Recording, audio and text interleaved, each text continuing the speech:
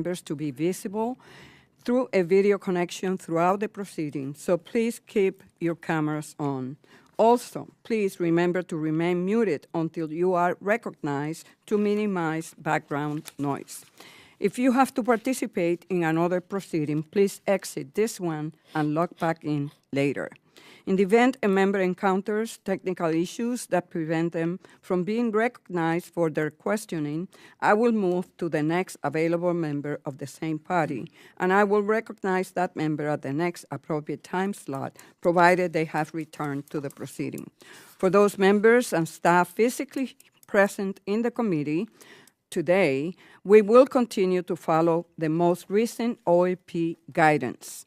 Masks are no longer required in our meeting space for members and staff who have been fully vaccinated. All members and staff who have not been fully vaccinated are still required to wear masks and socially distance. As new technology has made America more dependent on digital tools, malicious actors have been launching more frequent and severe cyber attacks. In the early months of 2021, we have seen a wide array of headlines detailing attacks on institutions like large corporations and municipal governments. Just yesterday, the Biden administration acknowledged that hackers affiliated with the Chinese government were responsible for hacking Microsoft email systems, compromising tens of thousands of computers worldwide and exposing reams of sensitive data. The fallout of the attack is still being evaluated, but it is estimated the hack could have affected hundreds of thousands of small businesses. Episodes like this exhibit the significant threat cyber attacks pose to small businesses. This risk has increased in recent years as small businesses have begun to rely more heavily on digital technologies. According to the Connected Commerce Council, 72% of small firms increased use of digital tools during the pandemic. Unfortunately, as digital adoption has increased, investment in security measures hasn't kept pace. Small businesses often do not have the resources to invest in an adequate cyber defense system or hire a dedicated specialist. Guarding against cyber attacks often comes with high implementation costs and substantial investment of time and resources.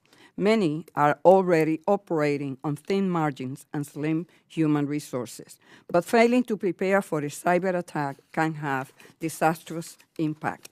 Damage to information systems, regulatory fines, lost customer trust, decreased productivity, and lost income are all potential consequences of a cyber breach.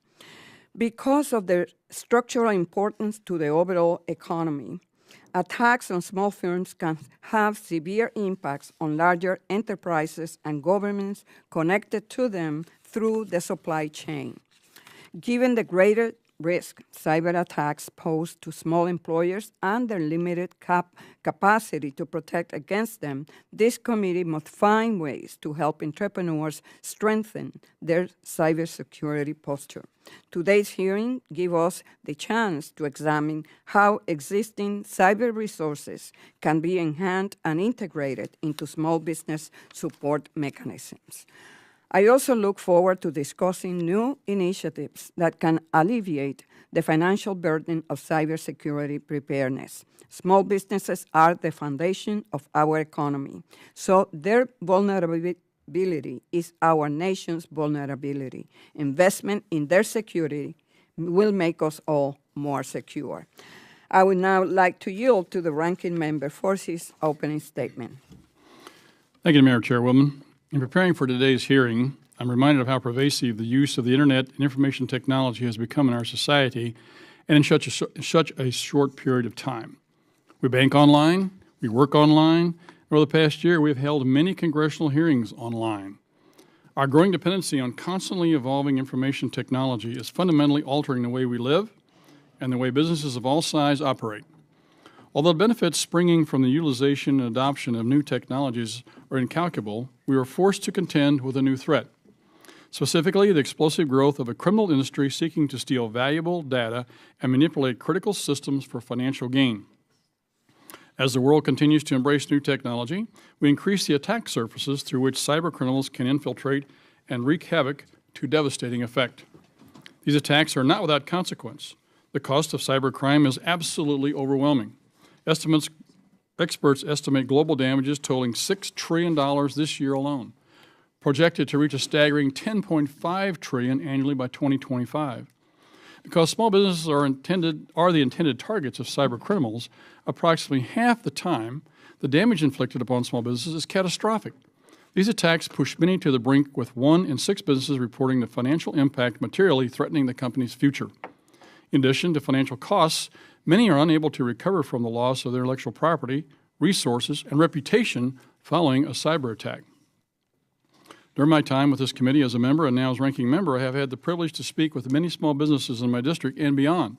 And I say with certainty that many small businesses do not have the resources, knowledge, and awareness to properly defend against such attacks, which is precisely what makes them attractive targets.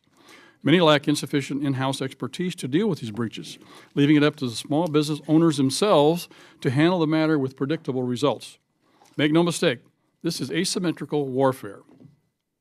Cybercriminals expend little effort targeting small businesses that often have fragile to non-existent cybersecurity defenses, while small businesses must allocate valuable time and precious resources to defend against this faceless enemy. While attacks against large businesses consistently make front-page news, small businesses must not be disregarded. The new reality is that large organizations are merely sprawling networks of interconnected business partners consisting of all sizes of companies, including small businesses, each a viable vector for attack. And one of the most effective means of shoring up cybersecurity defenses is knowledge. Knowledge is power, and we need to empower small businesses with the tools they need to protect themselves and, by extension, the wider network of businesses and organizations they touch.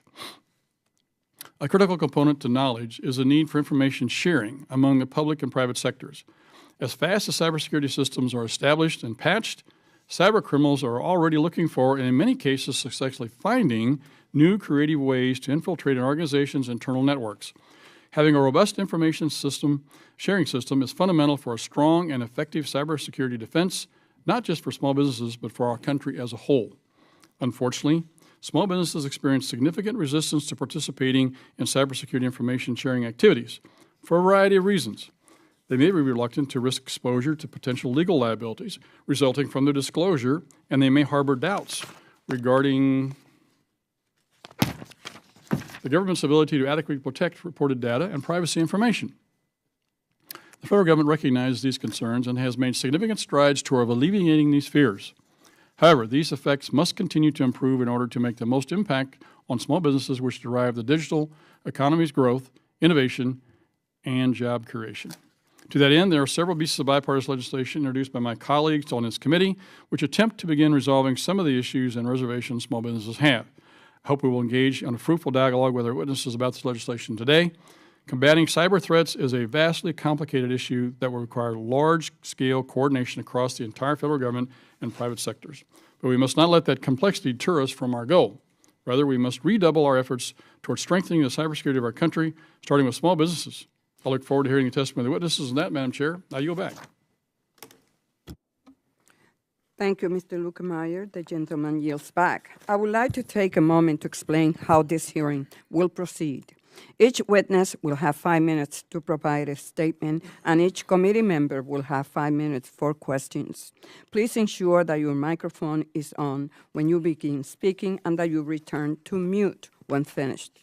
With that, I would like to introduce our witnesses. Our first witness is Ms. Tasha Cornish, the Executive Director of the Cybersecurity Association of Maryland, known as CAMI, located in Baltimore, Maryland. CAMI is dedicated to enhancing the local cybersecurity ecosystem by offering training, cyber career networking, and the Cyber SWAT team, which is a free cybersecurity incident hotline. Ms. Cornish has nearly a decade of nonprofit leadership experience, and she earned her master's degree at Johns Hopkins Bloomberg School of Public Health and holds a bachelor's degree in neuroscience from Cedar Crest College. Welcome, Ms. Cornish. Our next witness is Ms. Sharon Nichols, the State Director for the Mississippi SBDC. The state's SBDC network provides business services at 15 centers and sites, including the Mississippi State University Center for Cyber Innovation. The MSU SBDC hosts a cybersecurity project to help small businesses with data protection in the wake of COVID-19. Before coming to Mississippi, Ms. Nichols spent 10 years working for the Oklahoma SBDC. Ms. Nichols has an MBA from the Northeastern State University and a bachelor's degree from the University of Central Oklahoma. The Mississippi SBDC was named Resource Partner of the Year for 2020. Congratulations and welcome, Ms. Nichols. Our third witness is Ms. Kirsten Todd, the Managing Director of the Cyber Readiness Institute, known as CRI, located in New York City. CRI provides prescriptive, accessible, and free content and tools to improve the resilience and readiness of small and medium-sized enterprises. Ms. Toast has a Master in Public Policy from the John F. Kennedy School of Government at Harvard University and earned her bachelor's degree at Princeton University. We appreciate your time and expertise, Ms. Jones. And now I yield to the ranking member to introduce our final witness. Thank you, Madam Chair. I'd like to welcome our final witness, Mr. Graham Dufault. Mr. Dufault is the Senior Director for Public Policy at ACT, the App Association, representing more than 5,000 app makers and connected device companies in the mobile economy. The App Association gives voice to small technology companies, and its mission is to help members promote an environment that inspires and rewards innovation, while providing resources to help them raise capital, create jobs, and continue developing incredible technology. Mr. Dufault is no stranger to Capitol Hill, having served as counsel for the House Energy and Commerce Committee. He now leads a number of critical public policy initiatives on behalf of the App Association members. He earned his JD with a concentration in communications law from George Mason University and a bachelor's degree in economics from Emory University. Mr. Dufault, welcome back to the Hill, and thank you for participation today. We look forward to testimony, and you're parking in a very good spot along the street this morning, by the way. Right across from my apartment. So anyway, thank you, Mr. Dufault, for being here. I yield back. The gentleman yields back. Ms. Cornish, you are now recognized for 5 minutes. Great. Thank you again for the invitation to be here. It's an honor to be here. So CAMI is a approximately 580 member association based in Maryland. So we were founded in 2015 to grow the industry. About 80% of our members are cyber providers providing products and services to small businesses and the government. The other 20% supports the industry through cyber liability, data privacy law, and other business building resources. So one of our main roles is to provide business building resources to these cyber companies, and the other is to educate small and medium-sized businesses about cyber hygiene and to provide solutions. So I'm here specifically to talk about that. I'm going to cover 3 of our programs today: our cyber SWAT team, our variety of curated directories of products and services, and our advocacy work for financial incentives. Additionally, we do collaborative workshops with our business partners in chambers of commerce and other trade associations. And we also do workforce development initiatives to build that critical pipeline of IT and other professionals in cyber. So our Cyber SWAT team came out of this huge shift to work from home that happened last year, as mentioned before, that really expanded the threat surface that our small businesses experienced. Virtual machines, VPNs, and remote access points are commonly high targets for threat actors. So we developed the Cyber SWAT team in partnership with the state of Maryland, and it's a coordinated breach response with all components: technology providers, cyber insurance, legal and compliance, and communication and PR. So businesses who are either experiencing a breach or suspect a breach can submit the request via email, online form, or via the phone. So within 1 hour, they'll receive a call from our triage team. We will triage their request to our best fit cyber companies based on their size, location, industry, and breach needs. So there's no cost to connect with this information, resources, or referrals. They get that 1 hour free consultation. Of course, if they do choose the services, they enter a contract and then pay for those services. But this has helped greatly to assist companies in Maryland and beyond, really, with external threats such as phishing campaigns and ransomware, and also internal threats, including when terminated employees have unauthorized access to systems. So moving further upline in the Protect and Defend section, we provide an online directory with relevant of all of our member companies with relevant designations, including minority-owned small businesses, women-owned small businesses, service-disabled, veteran-owned small businesses, 8A, et cetera. So this is helpful for prime contractors and others looking for subs, government agencies, of course, but also private sector companies who prioritize diverse vendor pools.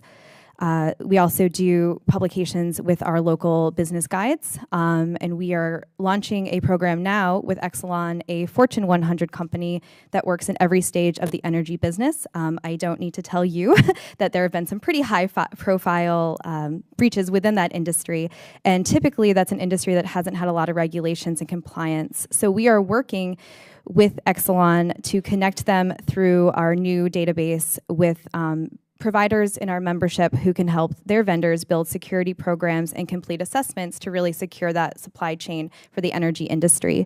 It's a very highly specialized industry, so many of these vendors are seeing this information for the first time, so we're pleased to partner with them to do that.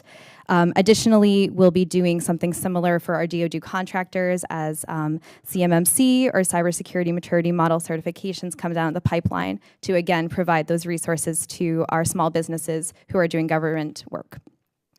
Lastly, I want to touch on some of the financial incentives that we have advocated for. So in 2018, we actively advocated for the Buy Maryland tax credit, which was approved by the Maryland General Assembly and signed by Governor Hogan.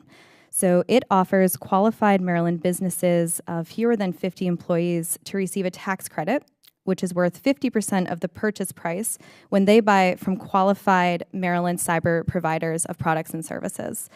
So qualified sellers are, again, small companies or companies owned by these specific designations. And this offers up to $4 million worth of tax credits each year, and it has an active directory of about 50 companies.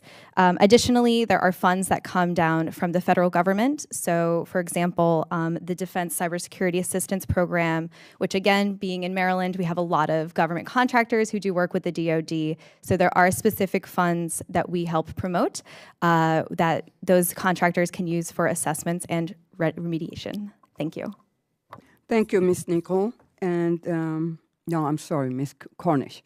And now we recognize Ms. Nichols for 5 minutes.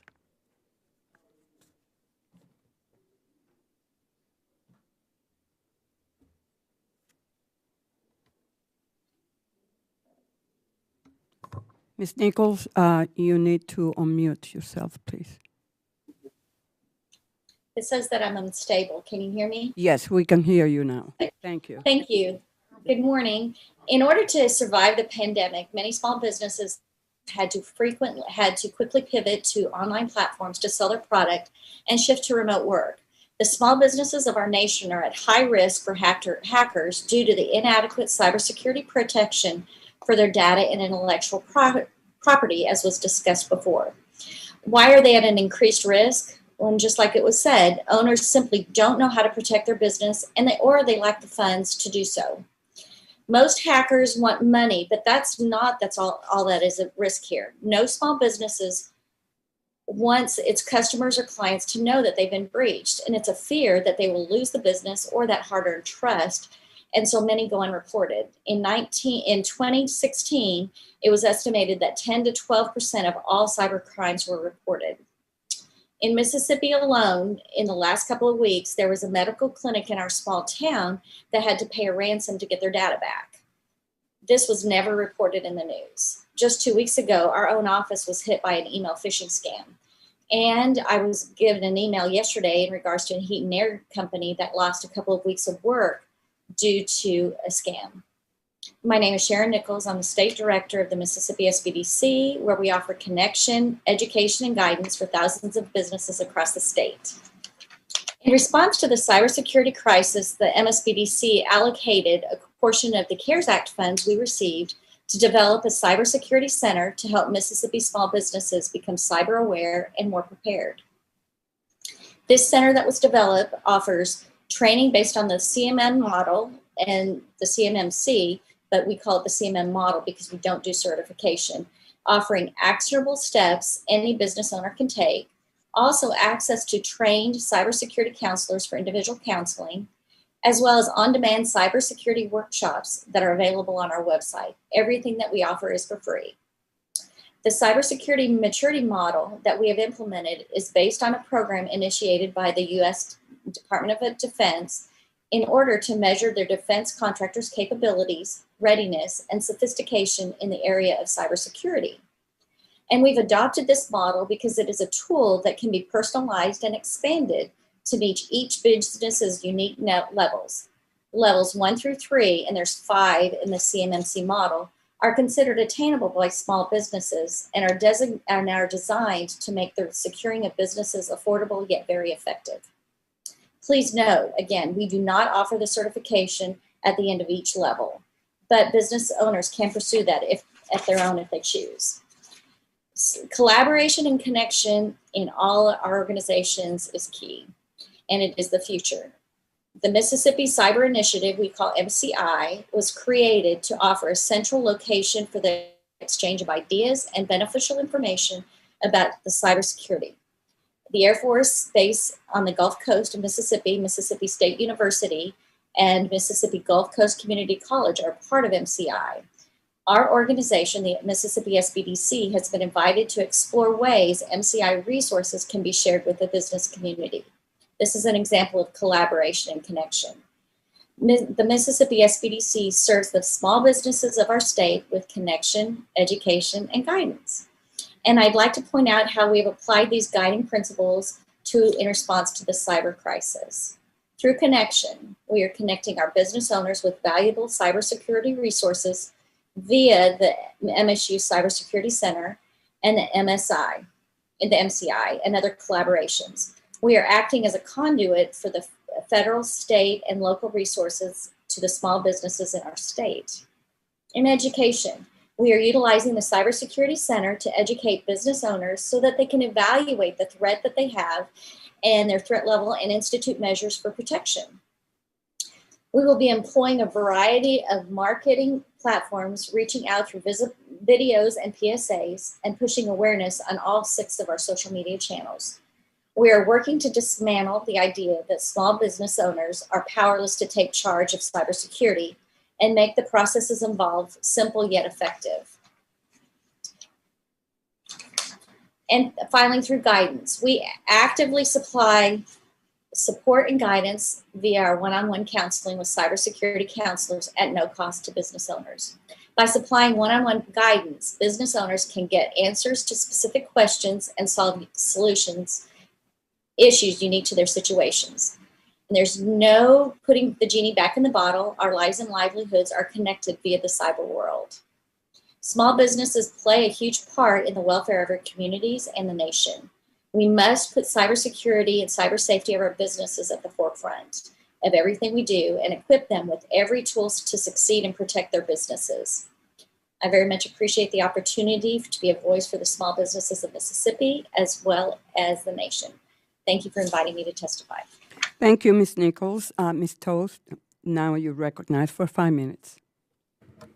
Thank you. Chairwoman Velasquez, Ranking Member Lutkemeyer, and members of the committee, thank you for the opportunity to testify before you today. I currently serve as Managing Director of the Cyber Readiness Institute, a nonprofit effort that convenes senior executives of global companies to share resources and best practices that inform the development of free cybersecurity tools for small businesses, including the Cyber Readiness Program, a 5-step self-guided program, several guides, all based on human behavior. In 2016, I served as Executive Director of President Obama's Commission on Cybersecurity, and after the conclusion of the commission, several of the commissioners and myself came together to launch this effort. Relevant to the hearing today, I also served as a senior staff member on the Senate Homeland Security and Governmental Affairs Committee before, during, and after 9/11, and helped to draft the legislation to create DHS. The assaults on our nation's digital infrastructure, particularly over the last 12 months, underscore the urgent need to close a critical gap in our nation's cyber defenses. When we think about cybersecurity, we tend to think at a macro level about state actors and state secrets, hacks of millions of online identities, and direct threats to critical infrastructure. And when we think about remedies, we tend to focus on digital giants and on national or multinational policymaking. These policy solutions are necessary and appropriate, but they are not sufficient. The threats we face as a nation and as individual consumers and citizens are not restricted to the macro level. Given that over 2/3 of large businesses outsource a portion of their functions and allow third-party access to their data, insufficient cyber protection among SMBs can be consequential for larger firms too, as we saw with SolarWinds and Kaseya. SMBs, which are constrained by limited resources and unable to invest proportionately in cybersecurity, expand our risk exposure significantly. 80% of America's businesses have fewer than 10 employees, and 95% have fewer than 100. SMBs are the backbone of our economy, but they are inherently fragile. During the pandemic, according to the SBA administrator at the time, a small business was closing every hour. These small enterprises lack the resilience to withstand a barrage of cyber attacks. Small businesses don't have the safety nets that large businesses do, and an attack of any size can challenge their viability. At the end of 2020 and earlier this year, we experienced the impact of several high-profile attacks, with impacts across multiple supply chains and critical infrastructure. We've been forced to now understand that in addition to physical supply chains, all businesses, especially small businesses, must pay attention to their IT supply chains. These events have brought us to another so-called inflection point. So-called because we use this term frequently when it comes to cybersecurity, yet we continue to fail to do what is necessary to improve America's cyber defenses. These events and attacks are symptoms of the challenges we face. Policies are not enough, nor can we simply shrink tools and techniques employed by major corporations into compact versions for SMBs. Small businesses need access to cybersecurity resources and support from the federal government. They need prescriptive, easy-to-adopt programs that strengthen their everyday operations while not pinching their budget. Because a small business may not have a department or even a single employee solely focused on cybersecurity, approaches grounded in creating cultural change through human behavior and education are critical to helping small businesses become more resilient. Human behavior can be a force multiplier for cybersecurity in small businesses and larger ones as well. Small businesses must be educated on the threats and the fundamental actions that they need to be resilient. The federal government can play a critical role. Earlier this year, the Cyber Readiness Institute released a white paper, The Urgent Need to Strengthen the Cyber Readiness of Small and Medium-Sized Businesses, a proposal for the Biden administration, outlining actions to help small businesses. Here are 5 steps from the white paper that the federal government can take to improve small business cybersecurity defenses. My prepared testimony goes into greater detail, and I'm happy to elaborate during our Q&A. Number 1, create a small business cybersecurity center. Today, no single government agency curates cybersecurity resources from multiple vetted sources for SMBs. Given the ongoing work to support SMBs by the Cybersecurity and Infrastructure Security Agency and the recent allocation of additional resources to the agency, CISA is a recommended agency to perform this function. Number 2, establish cybersecurity incentives. Tax credits to SMBs that invest in cybersecurity can incentivize cybersecurity efforts. Number 3, set cybersecurity standards. We need minimum standards for cybersecurity that all organizations must follow, including small businesses. Number 4, launch national cyber squads. We should amplify the existing Cyber Corps with government-funded cyber squads of student interns to help minority-owned SMBs and to fill a desperately needed talent pipeline. And number 5, roll out a national cyber readiness education campaign. Awareness is critical. For small businesses and the entire population, we need an effective public service campaign that would focus on a single basic cybersecurity issue, such as using multi-factor authentication, which experts assert would reduce cyber attacks significantly. Our nation's cybersecurity challenges are diverse. One foundational way we can improve our defenses is by supporting and investing in the cyber readiness of small businesses. America's hundreds of thousands of small businesses can be mobilized, educated, and supported to be our resilient front line of cyber defense and to become a great strength for our country. This critical investment in building that strong defense will pay major dividends for our nation. Thank you. Thank you, Ms. Todd. And now we recognize Mr. Dufault for 5 minutes. Thank you, Chairwoman Velasquez, Ranking Member Luetkemeyer, members of the committee. My name is Graham Dufault, and I am Senior Director for Public Policy at ACT, the App Association. The App Association is the leading trade group representing small connected device and mobile software companies in the app economy, which is about a $1.7 trillion sector globally that supports about 5.9 million jobs in the U.S., including in your districts. I'm here to ask for your help to improve the cybersecurity resources for small businesses that are the backbone of your districts. In Brooklyn, Ali Ibarakan founded Chaperone, an app to help teachers organize and manage field trips. Jason Osterly, a former IBM and MasterCard developer, created Washmo Media in Washington, Missouri. So app economy innovators like Chaperone and Washmo deal with cyber threats all the time. Small companies, even in industries associated with a higher level of technical expertise, like our members, are a favorite target of cyber criminals. In fact, about 71% of companies reporting cyber attacks are small firms. And around 80% of small firms say they aren't prepared for a cyber attack. And most of them are reticent to tell anyone about the fact that they are victims, as you've heard from other testimony today. We want to highlight 4 main things for this hearing. Number one, while recent high-profile ransomware attacks are grabbing headlines, it is difficult for small companies to share information about threats, incidents, and defensive measures they use. Legislation like H.R. 1648 and 1649 from last Congress would help create better conditions for information sharing and readiness. So we appreciate the committee's work on those pieces of legislation, and we're pleased to see that at least one of them is being reintroduced this week. Number two, cybersecurity is a team sport in many ways. Small companies, especially app makers, leverage the cybersecurity capabilities of software platforms such as app stores, operating systems, and cloud services to protect their clients and customers. Federal policy should enable these platforms to take protective measures and should avoid undue interference with them on antitrust and other grounds. Number three, cybersecurity begins with good defenses. Small companies rely on technical protection measures like encryption of data in transit and at rest and on devices. So we urge the committee to push back on proposals that would weaken encryption. And a bonus, number four, I would be remiss if I didn't mention the number one daily issue my industry faces, and that is finding and hiring enough qualified people.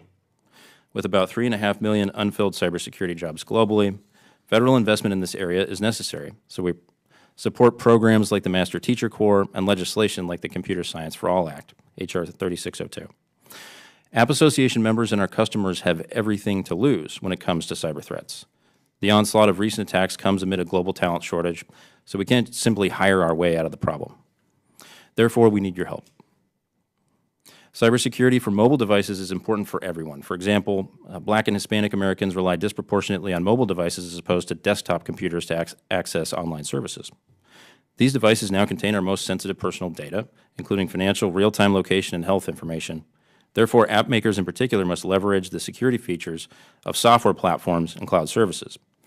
Unfortunately, some proposals in Congress and in some states would prohibit these gating functions ostensibly to help my member companies and your constituents, but in truth, they would do much more harm than good. So we urge you to reject those ideas as they make smart devices much less secure and much more attractive targets. Why? Because cybercrime is a business after all, and cybercriminals benefit also from the silence of their victims. If Congress's goal is to make it harder for cybercriminals to do business, information sharing plays a key role. We need to make it too costly for cybercriminals to target small companies with $15,000 ransoms. The attacks we see on small firms from real estate investment to neighborhood bike shops are often well designed to ensnare specific kinds of victims. The attackers learn the lingo of the sector they target and study everyday practices to disguise phishing attempts so that they look legitimate. Understanding these shifting forms of camouflage requires rapid intelligence sharing, and we need to counterbalance the potential legal exposure and reputational harm of disclosure.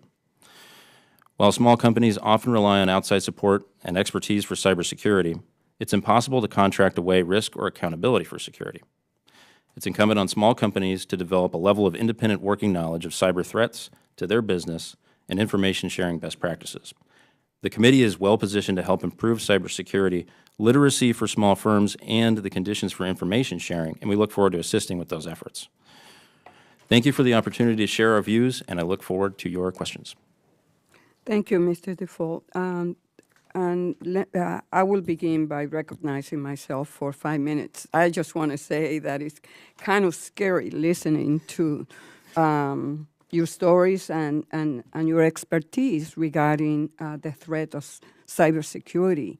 I just would like to ask Ms. Todd, based on your own experience having worked for the government, the federal government, and now as the CEO of this institution, do you think that there is an ongoing education throughout the federal government in terms of the different agencies as to the threat that is that they are exposed to, and then how does that trickle down to those most vulnerable, in this case, small businesses?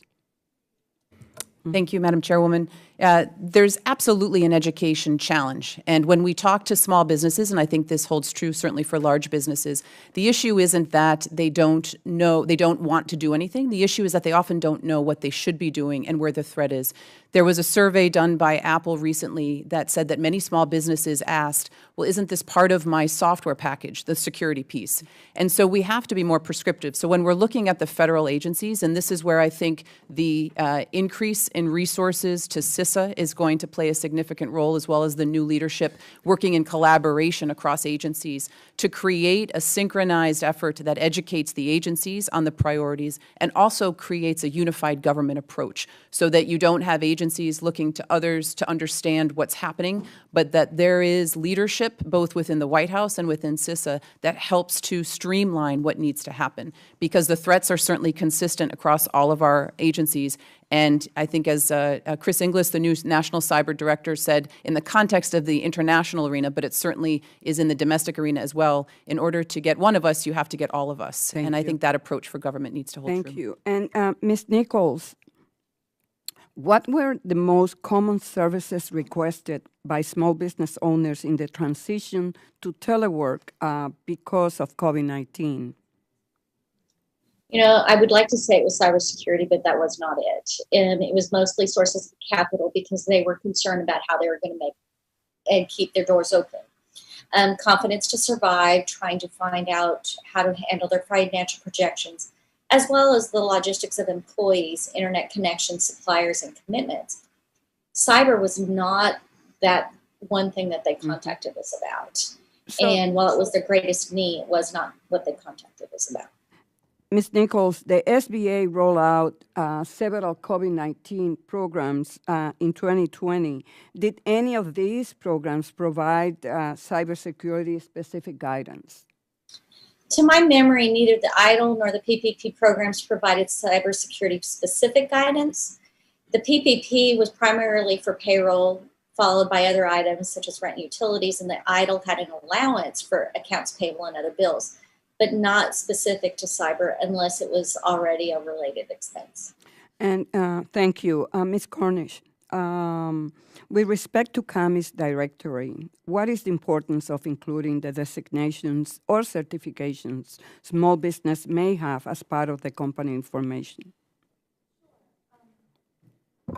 Sure. So part of it is, for subcontractors and prime contractors and even government agencies to better diversify the government contracting workforce. Additionally, when our companies are looking at their own DEI plans, many of them want to incorporate diverse vendors in that pool as well. So we are excited to, help support those efforts through our designations. Thank you. And do you think that including such designations can promote diversity in cybersecurity contracting? Absolutely.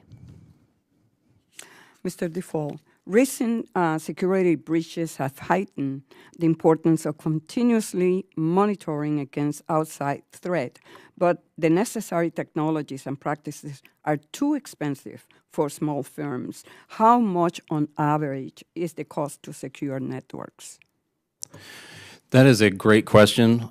It is one of the main areas of focus that a lot of our member companies have to pay a lot of attention to. I'm not sure exactly what the cost is per small company, and it probably varies as to what kinds of tools you want to adopt. One of the observations of one of our member companies is that for a lot of really specific cybersecurity focused tools that help you manage your threats across your supply chain, the number of licenses that you have to buy is really high. And so it's kind of, you have to buy in bulk. And this particular member company just signed up as a reseller so they could get access to a smaller number of licenses. And so that is potentially a problem and a potential area of focus here to provide more federal resources so that companies can buy smaller and not necessarily in bulk access. And what can SBA and its resource partners do to help remove barriers for small firms that want better protection?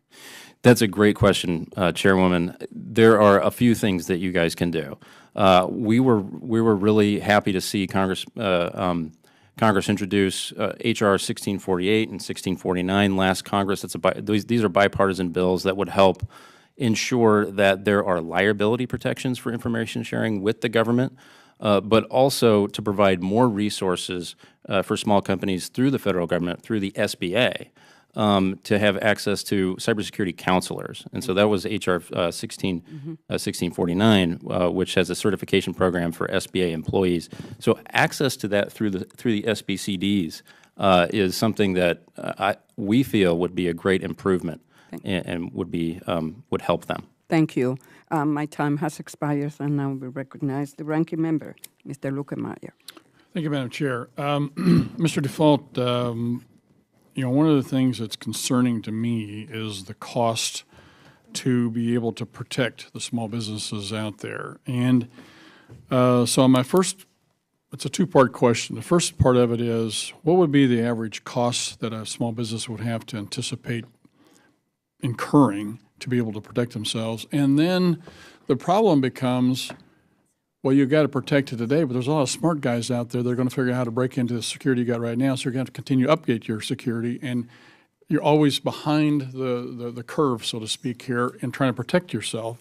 And so these ongoing costs are sometimes things that I think deter small business from even, they just throw their hands up and say, well, I hardly can afford the first set of security measures. I sure can't continue to pay money out the door whenever they're really, I think my exposure is small. How would you answer that question? So it is a great question, Congressman. I think, one of the member companies described the cost of just trying to get penetration testing, which is kind of an entry-level set of services where an outside firm comes in and tests your network, tests the integrity of the security systems that you're using. And that can cost between $10,000 and $30,000, according to the member company. And that's just the one-time cost, and that's just for that service. So if you want to buy the full suite of services, it goes up from there. Now, we also have member companies that have worked with other customers that have had trouble putting together $200 to pay for antivirus software, which is the lowest, sort of the lowest level tool that you can invest in. So it ranges quite a bit, I think, depending on the kind of company you have and your focus and whether or not you're seeing these threats. Another thing I'll point to is the IT Sector Coordinating Council. So this is at DHS has various sector coordinating councils where they focus on cybersecurity in different sectors. The IT Sector Coordinating Council did a survey of small businesses, and about 38% said they don't expect to see a cyber incident in the next 2 to 3 years, which is a little bit of overconfidence, I think. And so there is a baseline level of sort of an appreciation that you have to have in addition to the amount of money that comes along with the basis for spending that kind of money on these protective measures. So on an ongoing basis, as you point out, it's even harder. Thank you. Ms. Cornish, you talked about a tax credit that was put together by, I think, the state of Maryland, I think you indicated, which is intriguing to me, but I was curious, what kind of participation rate was there among the small businesses, and what was the average cost that they actually were able to get a credit for? Or do you know that information off the top of your head?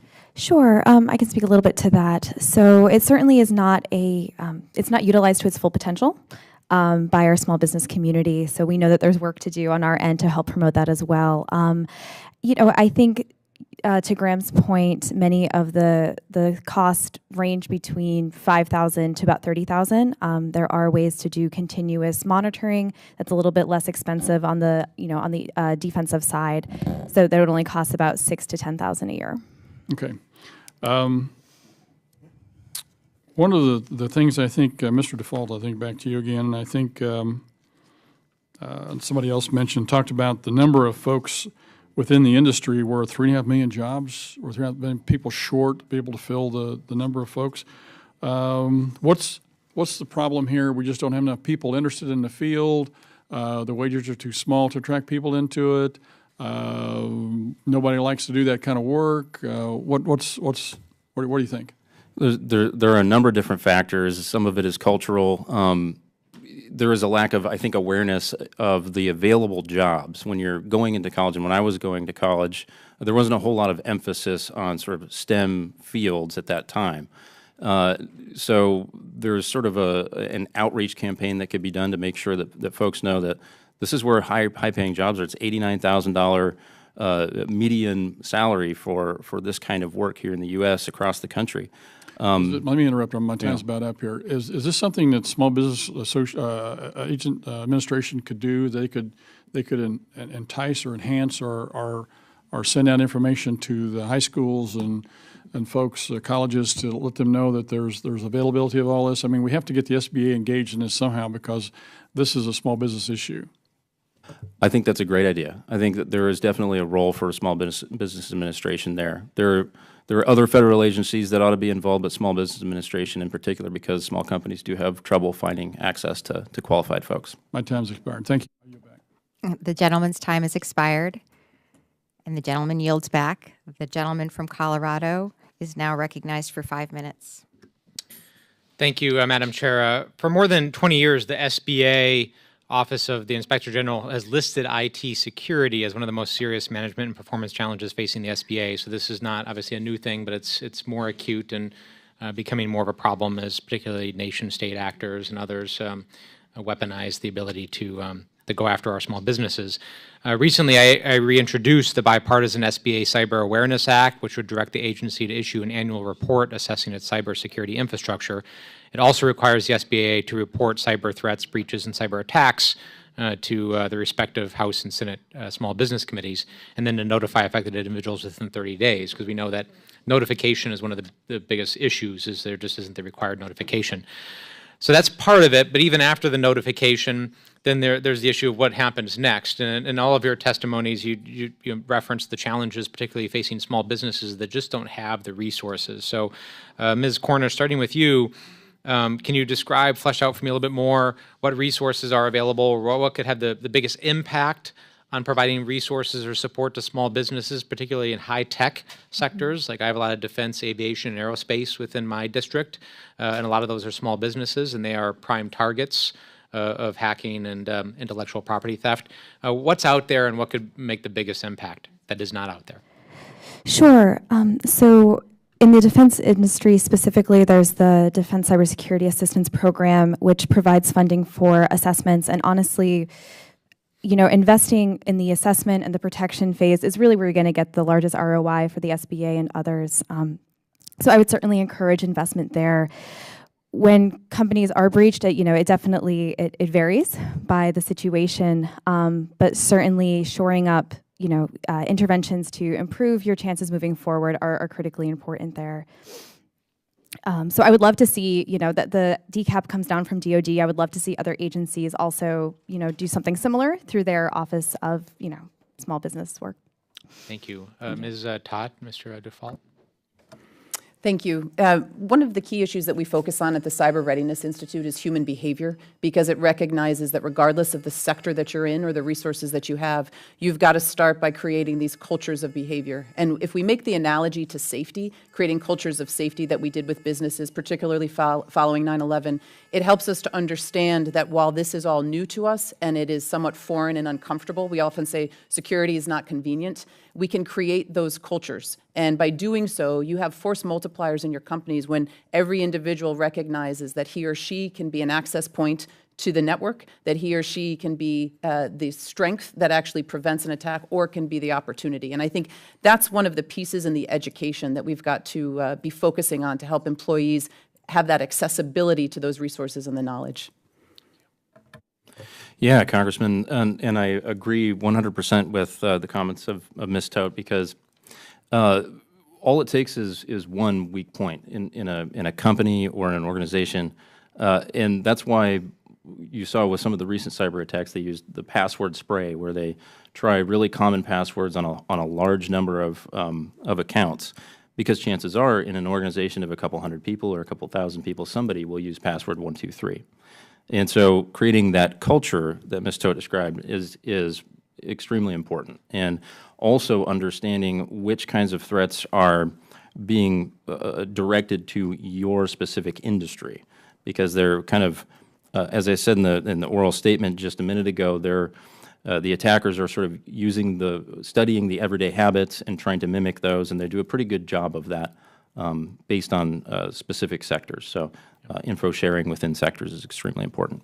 Thank you. And Ms. Nichols, to you, and to, I guess, to that last point, since you're within SBDC, on the training piece, training of employees and others, how can we better do that or assist small businesses in conducting that training?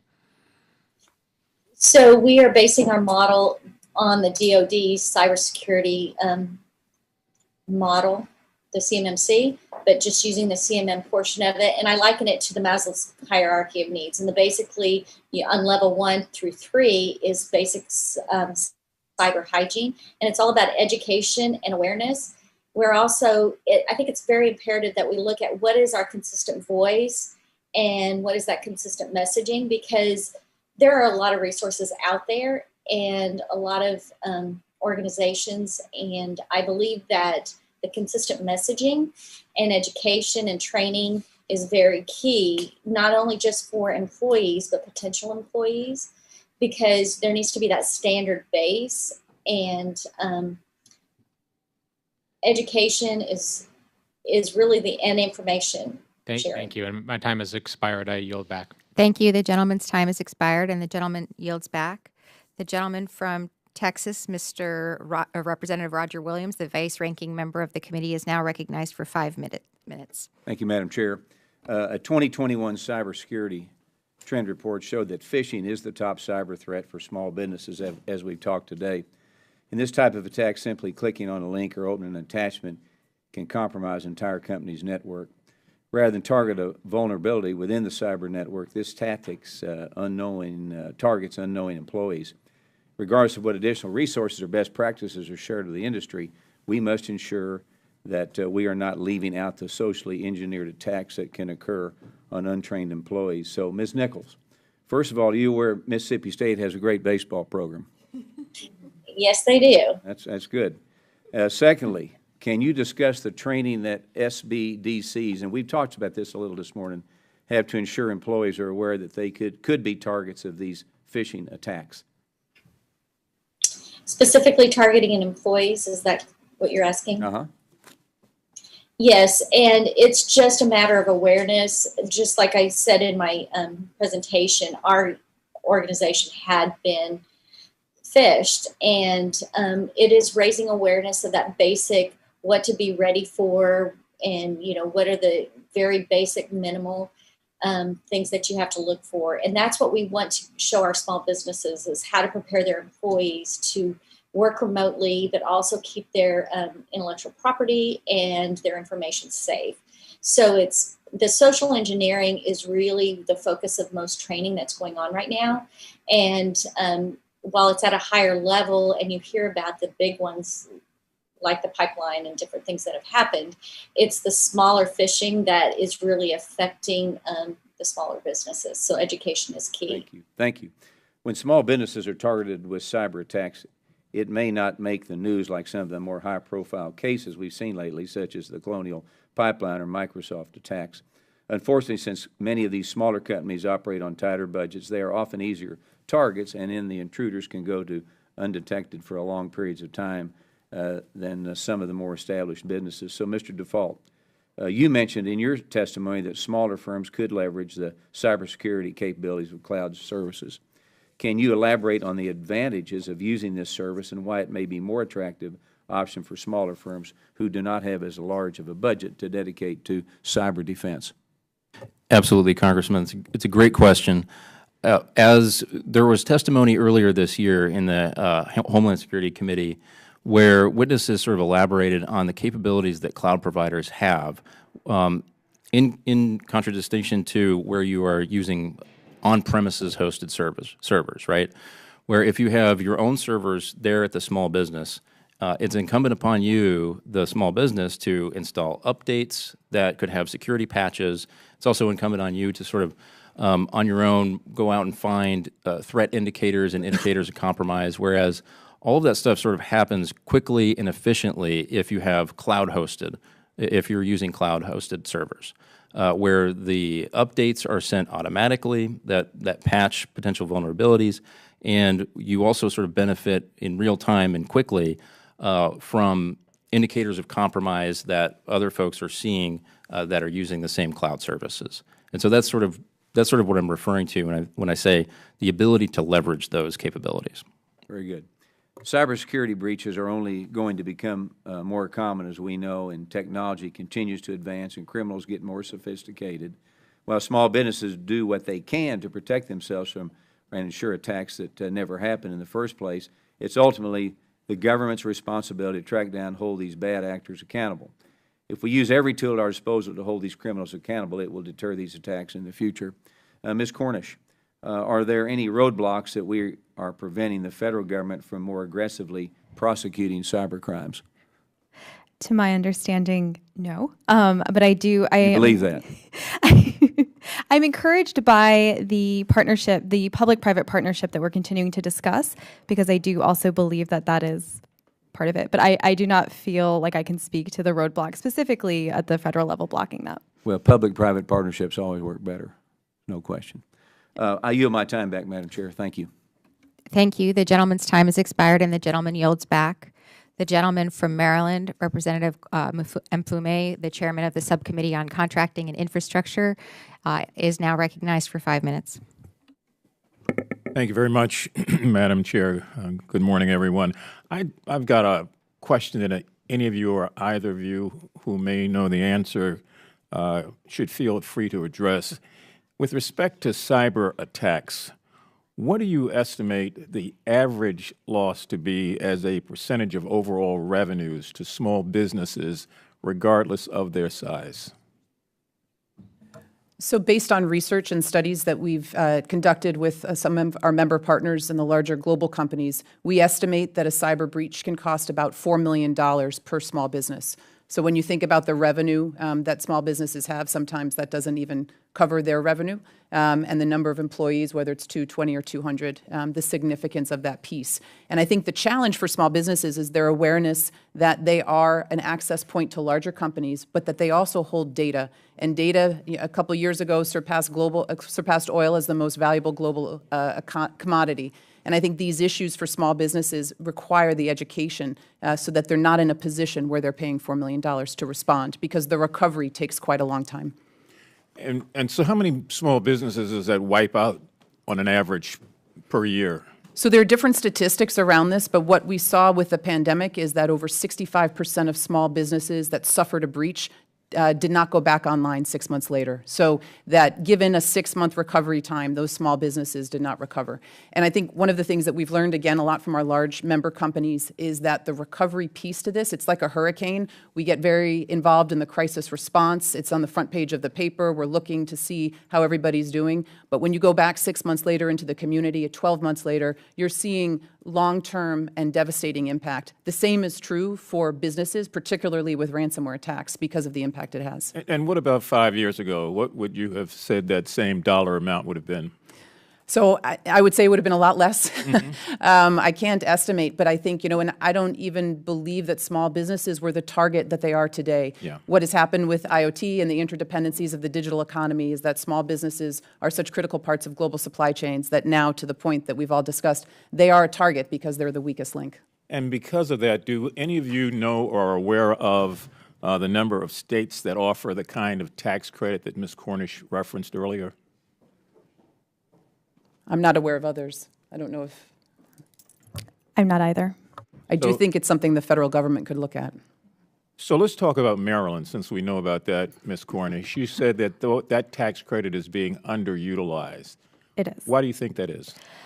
I think partially there's an under-awareness among users as well as cybersecurity companies. So we certainly have the cybersecurity audience, so we will continue to promote among our membership and also among our, our strategic partners and other trade associations and such. Yeah, I think it would have to be an aggressive sort of promotion if you've been around offering the tax credit and people aren't taking advantage of it, and yet they're being hit by these attacks that we just heard could just completely wipe them out. How are you going to do that over the next few months or so? Yeah, I can certainly reach out to our close partners at the Department of Commerce because I do believe it's a state-driven approach as well. And I don't know how much time I have left, but what, if any of you, think the SBA should be doing to lower the threat level? You got some concrete suggestions for us? I'll take that one, Congressman. That's a great question. I think the SBA could, number one, provide personnel and a certification program for SBA personnel to get up to speed on the latest cyber threats and be in a position to counsel companies from SBDCs. And then provide some funding for those programs on an ongoing basis. That's a great way to do it because SBDCs are a great resource that folks use quite a lot. And then the SBA could also create sort of a hub for information sharing, a little bit like what CISA does through NCIC at the Department of Homeland Security. And so those are two ways that small businesses could be better supported and help them on a more cost-effective basis deal with cyber threats. Mr. Default, I get the sense that you have more than two ways to suggest, so that could you write those down and transmit those to the committee? I want to specifically try to follow up with the SBA to make sure that those sort of suggestions get heard outside of this committee room. That's excellent. Absolutely. We'll do that. Thank you. I yield back, Madam Chair. Thank you. The gentleman's time has expired. The gentleman yields back.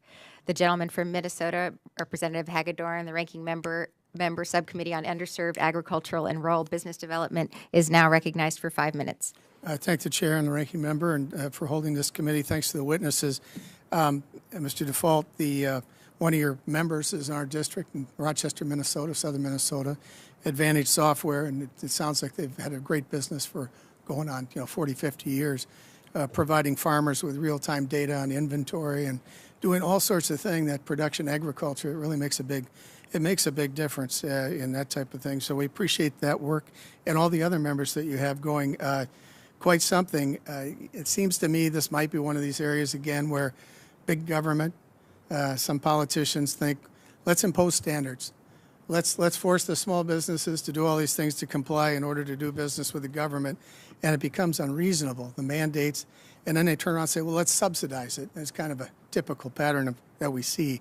But one of the things that bothers me is I'm concerned that the agencies sometimes require the contractors, the smaller businesses, to comply and do things that they themselves don't do. I mean, I'm one of 21 million Americans who had their records stolen from OPM, communist Chinese, I guess, know whatever they want to know about me, and yet nobody could be sued. There was no liability. The government has a different standard than they impose to others. Do you think small businesses who work in good faith with the government, provide the information, do what they can in order to protect themselves and the business operations, do you think they should have a liability standard similar to the government where they're not sued? Congressman, it's a great question. I think it points to two things. Number one, federal agencies need to probably do a better job when it comes to securing their networks, and I think that points then to whether or not my member companies and other businesses across the nation are willing to share threat data and share potentially sensitive information that shows what the threats might be with federal agencies. They don't want that information to be breached. And then secondly, the other point that you made, whether or not there ought to be some sort of liability protection for information sharing and other measures that my member companies and other companies like them take to make sure that other companies are ready and that other folks in the sector are ready. Absolutely. I think CISA is a great start. I think that other legislation that was introduced last Congress and that I think hopefully will be introduced again this Congress would ensure that there is additional liability protections for small businesses, because we have to overcome the reputational damage, not just, as my fellow witnesses pointed out, the initial problems. I think that most businesses have real incentive to make sure that they can protect their customers and do work. They don't want to lose business. They don't want to go broke. They'd like to be able to continue to build their businesses. So your industry is quite fascinating. You said something like $1.7 trillion, all these millions of employees, and that there's all these open jobs, 3-4 million open jobs, some of which are paying 50, 60, 70, 80,000 just to get going. Can you walk us through what the average person in your industry would do in order to be trained up or get education? And how are some of the small businesses, are they working with them to try to bring them in and pay for some of that? It's a great question, Congressman. Some of our member companies have just developed their own training programs because they need access to more folks that will write software. And so one of our member companies in Denver created a coding academy, and they sort of focus on cybersecurity measures and secure coding, because I think that's one of the things that training programs are trying to emphasize right now. Write software that's secure at the beginning. It's sort of like what the Federal Trade Commission says about privacy by design. If you're designing a software product, build security into it. And so they've developed training programs that have specific focuses like that. We also have a member company, BitSource, in Kentucky, that's sort of specialized in training former coal miners to code so that they would have a bigger workforce base. So one bill that I've introduced is the American Workforce Empowerment Act, which would enable people who have 529 education savings accounts to use that for an array of different purposes, not just to go to a four-year college or whatever. It seems like there could be areas here where folks could utilize those types of monies in order to get into your industry. So I'd encourage folks to co-sponsor that bill and try to get things moving for you. Thanks very much. Thank you. The gentleman yields back. Now we recognize the gentleman, Mr. Phillips, from Minnesota, the chairman on the Subcommittee on Oversight, Investigation, and Regulations, for 5 minutes. Thank you, Madam Chair. Ms. Cornish, you mentioned the DoD program that makes funding available to contractors to perform assessments and take steps to defend against cyber threats, of course. And we all know that large firms like Intel and Google engage in what are called bug bounty programs that provide rewards for identifying security threats and vulnerabilities on their own platforms. And just last month, CISA launched the first federal civilian security vulnerability disclosure program. Boy, that needs an acronym, I think, to work with the hacker community to secure its networks. So would you support the establishment of a fund at SBA or NIST or CISA to support small businesses that want to partner with bug bounty programs and identify and repair weaknesses in their cyber defenses? Certainly, that's a wonderful idea. I like those easy answers. Thank you. Ms. Todd, how do you feel about that notion? I can continue to make it easy for you. Absolutely, because I think small businesses need to be told not only what to do, but what's going on and the reasons behind that. And I think that the bug bounty programs help to demonstrate where the threats are coming from. And as Graham said earlier, if they can understand that approach, then they have a better education for their employees as well as for the businesses themselves. Wonderful. I appreciate that and happen to feel the same. Ms. Nichols, I want to thank you for your services that you're providing to your community. You're bridging the gap for a lot of businesses who need guidance about how to protect themselves and their customers from malicious attacks. Not long ago, I chaired an Oversight and Investigation Subcommittee hearing that examined the challenges facing small businesses seeking to adopt the CMMC certification and enter into Defense Department contracts. At that hearing, we learned that when the initiative is fully implemented, it has the potential, the likelihood, to shut out small firms who lack the expertise or resources to navigate that certification process. So if this committee considers legislation empowering SBDCs to lead cybersecurity outreach to small businesses, how would you recommend that we instruct SBDCs to incorporate guidance about CMMC into their outreach and training? Thank you for the question. So last year, our association embraced the CMM model, and we really recognized that we will not ever provide the certification piece of that, but we felt that the levels 1 through 3 is something that we could embrace on education piece. And so we've worked with our association to develop the training models to prepare the small businesses so that they would be prepared, maybe not just for the DoD or defense contracts or contracts with the federal government, but also just the general small businesses. So to prepare the SBDCs, I think that we're already on that pathway because we did recognize that this would be a good partnership. And I hope that answered that question. No, it did, absolutely. Yeah, and I just want to thank our chairwoman and ranking member for holding this hearing. I can't help but think that this issue is going to grow in importance, and it is our responsibility to ensure that small businesses can defend themselves and, of course, their customers. So with that, I yield back. The gentleman yields back, and now we recognize the gentleman from Pennsylvania, Mr. Muser, Ranking Member, Subcommittee on Economic Growth, Tax, and Capital Access, for 5 minutes. Thank you, Madam Chairman, and thank you to our ranking member. Certainly an interesting conversation, interesting hearing. In 2020, I think it's no surprise to any of us that ransomware attacks were up double, over 102%. So let me ask, let me start with Mr. Default, if I can. The cyber attack, cybersecurity insurance, I understand is through the roof as far as expense goes. So is there any group plan that any of your organizations perhaps work to try to bring down that cost and create that as an opportunity for businesses? I think absolutely. Thank you for the question, Congressman. Cybersecurity insurance is very expensive. I think Ms. Tott might have a good handle on this as well. But for our member companies, they're looking for affordable options here, and they're looking for, and also as Ms. Tott pointed out, $4 million is what it costs a small company to have a cyber incident, and so. The level of investment and the frequency with which our member companies are targeted kind of leads us to believe that, well, we're going to have to invest a little bit more, even though we're small companies. And so I will just say that, they're willing to invest a lot in cybersecurity insurance and in other measures, but we're definitely looking for those plans that will be sort of group plans or other ways of making the risk pool a little more affordable. Okay. If I may add to that, so I think cyber insurance is it's a challenging sector right now. The Cyber Readiness Institute has focused a lot on it this year. The challenge is that if you're a small business and you don't have cyber insurance, you're often seen as being negligent. But if you're truly evaluating on an ROI perspective, it doesn't always make financial sense. Right. There's a great opportunity for the insurance industry to step up to say, you have to do these basics in order to be covered.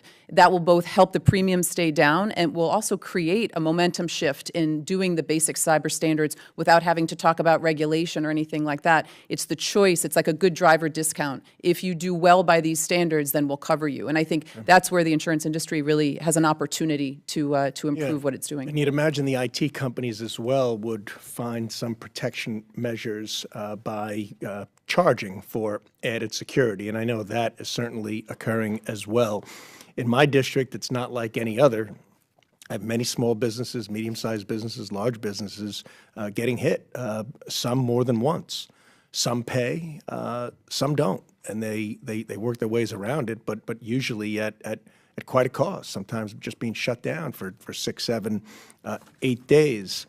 So it's a serious issue. I want to just backtrack for a moment. We had a hearing with the Department of Defense Cybersecurity Maturity Model a few weeks back, and we saw that small businesses that made for the defense industry had, it was very difficult to get the type of levels of security that they wanted. In fact, I have one business in my district that spent over $100,000, and they're not even exactly sure what level that they are. They think they're at level 3.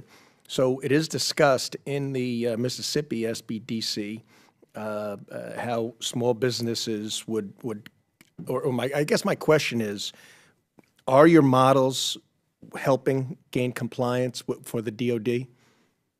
So ours is through education and training, because we can't, and we can also provide guidance so that we could say, here's our situation. We can give them some information. Again, we cannot provide that certification, but that education piece, and we've really outlined it so that it's very clear. We've created training specifically. Right now, all it's posted is for level 1 because we believe that's basic hygiene, and it's raising that awareness. And to reiterate, it's important that they have that basic understanding so that they can get that certification. A lot of people don't think it's attainable because they don't understand. And if you can educate them that it is something, it can be very simple, but yet very effective to get them to that level 1 through level 3. Okay.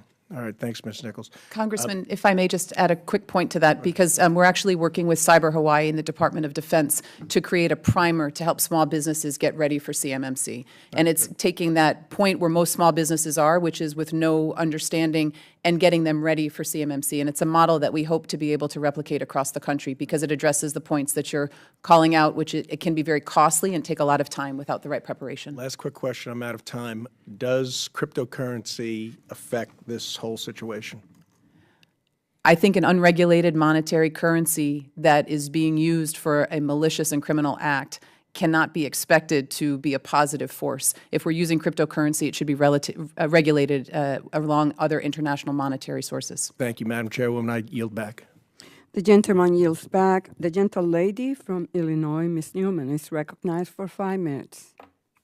Thank you, Madam Chair, and thank you, Ranking Member, for putting this discussion together. Very helpful. And thank you to our guests, illuminating and really helping us understand the gravity and depth and width of this problem. So mine is pretty simple, my line of questioning, and I think it's likely for Mr. Default or Ms. Todd. And so we're looking at all these things to help small businesses. I think all the suggestions today have been fantastic, and we should look at it as a committee for sure to see if there's legislation there to support small business. My question is the other lane, so deterrence, right? How is the SBA and all of these organizations represented here working with law enforcement, whether it's FBI or CIA, once these attacks occur? Are they following them? Are they tracking them? Are they investigating what's happening there? And then do you have any suggestions around deterrence? And what would that model look like? And so I'll ask Mr. Default first. Thank you for the question, Congresswoman. I think when it comes to deterrence, one idea that we talked about here and some of the witnesses mentioned was sort of creating a clearinghouse for information sharing through SBA, but perhaps co-locating it with Department of Homeland Security, so that it's rapid intelligence sharing and that the federal agencies are on the same page. With that kind of apparatus, that kind of says to cyber criminals, well, I guess there is a good mechanism in place for folks to learn about what I am trying to do to deceive my intended targets. And that in and of itself can be a little bit of a deterrent because suddenly you're talking back to cybercrime as a business, you're increasing the cost of the attack because you might have to do a little bit more to try and trick that one person that you need to fool to get into the network. So that can go toward deterrence, and sort of co-locating the SBA center with DHS can help advance threat sharing, and SBA's role as just sort of a facilitator of information getting to law enforcement agencies is maybe the appropriate role for SBA as well. And then Ms. Todd? Yes, building off of that, I think when we can share the techniques, tactics, and procedures, the TTPs, with other businesses, then they're aware of what needs to happen. And I think that's one of the challenges that we've had is, and we saw this with Colonial Pipeline, when Colonial didn't share what was going on, the government was not able to then distribute that TTP that was being used. And that oftentimes what we learned from large businesses, we can apply to small businesses. And so to Mr. Default's point, sharing the TTPs, also, when we talk about deterrence, we have to prosecute criminals. What the biggest challenge we have right now is that Ransomware is going to continue to be a very lucrative business because you can do it without getting prosecuted and have any repercussions. And so particularly for small businesses, this is one of the challenges. And this is also why reporting incidents, and also when there is ransomware that particularly small businesses have to pay to stay viable, being able to share that with the government so that you can help to prosecute the criminals, this gets us to a better place. Obviously, we've talked about all the liability protections that come with that, but we're only going to be better if we have better exchange of the attacks that are being used and the tactics and the techniques. So if I may follow up, and either of you can answer, is it that small businesses are not reporting these, or is it that when reported, they can't be investigated for whatever reason or aren't being investigated? Is it both or is it either? And I could go first. Yeah, Congresswoman, I think it's both. There is a real reluctance, I think, among small companies to notify authorities and to notify maybe others of either an unsuccessful or a successful attack, especially the successful attacks, because there's sort of an automatic conclusion that folks draw fairly or unfairly that the company that is subject to a successful breach wasn't taking the proper measures to secure their networks. And so there is a lot of under-reporting, I think. Yeah. I think that needs to be a part of any communication or kit that any of your organizations put out, SBA puts out, and we can follow up. And if you can include those recommendations in the recommendations that Congressman Mfume talked about, I think that would be great for the committee to take up as a whole. So I do appreciate your work, and thank you for sharing today. And I yield back.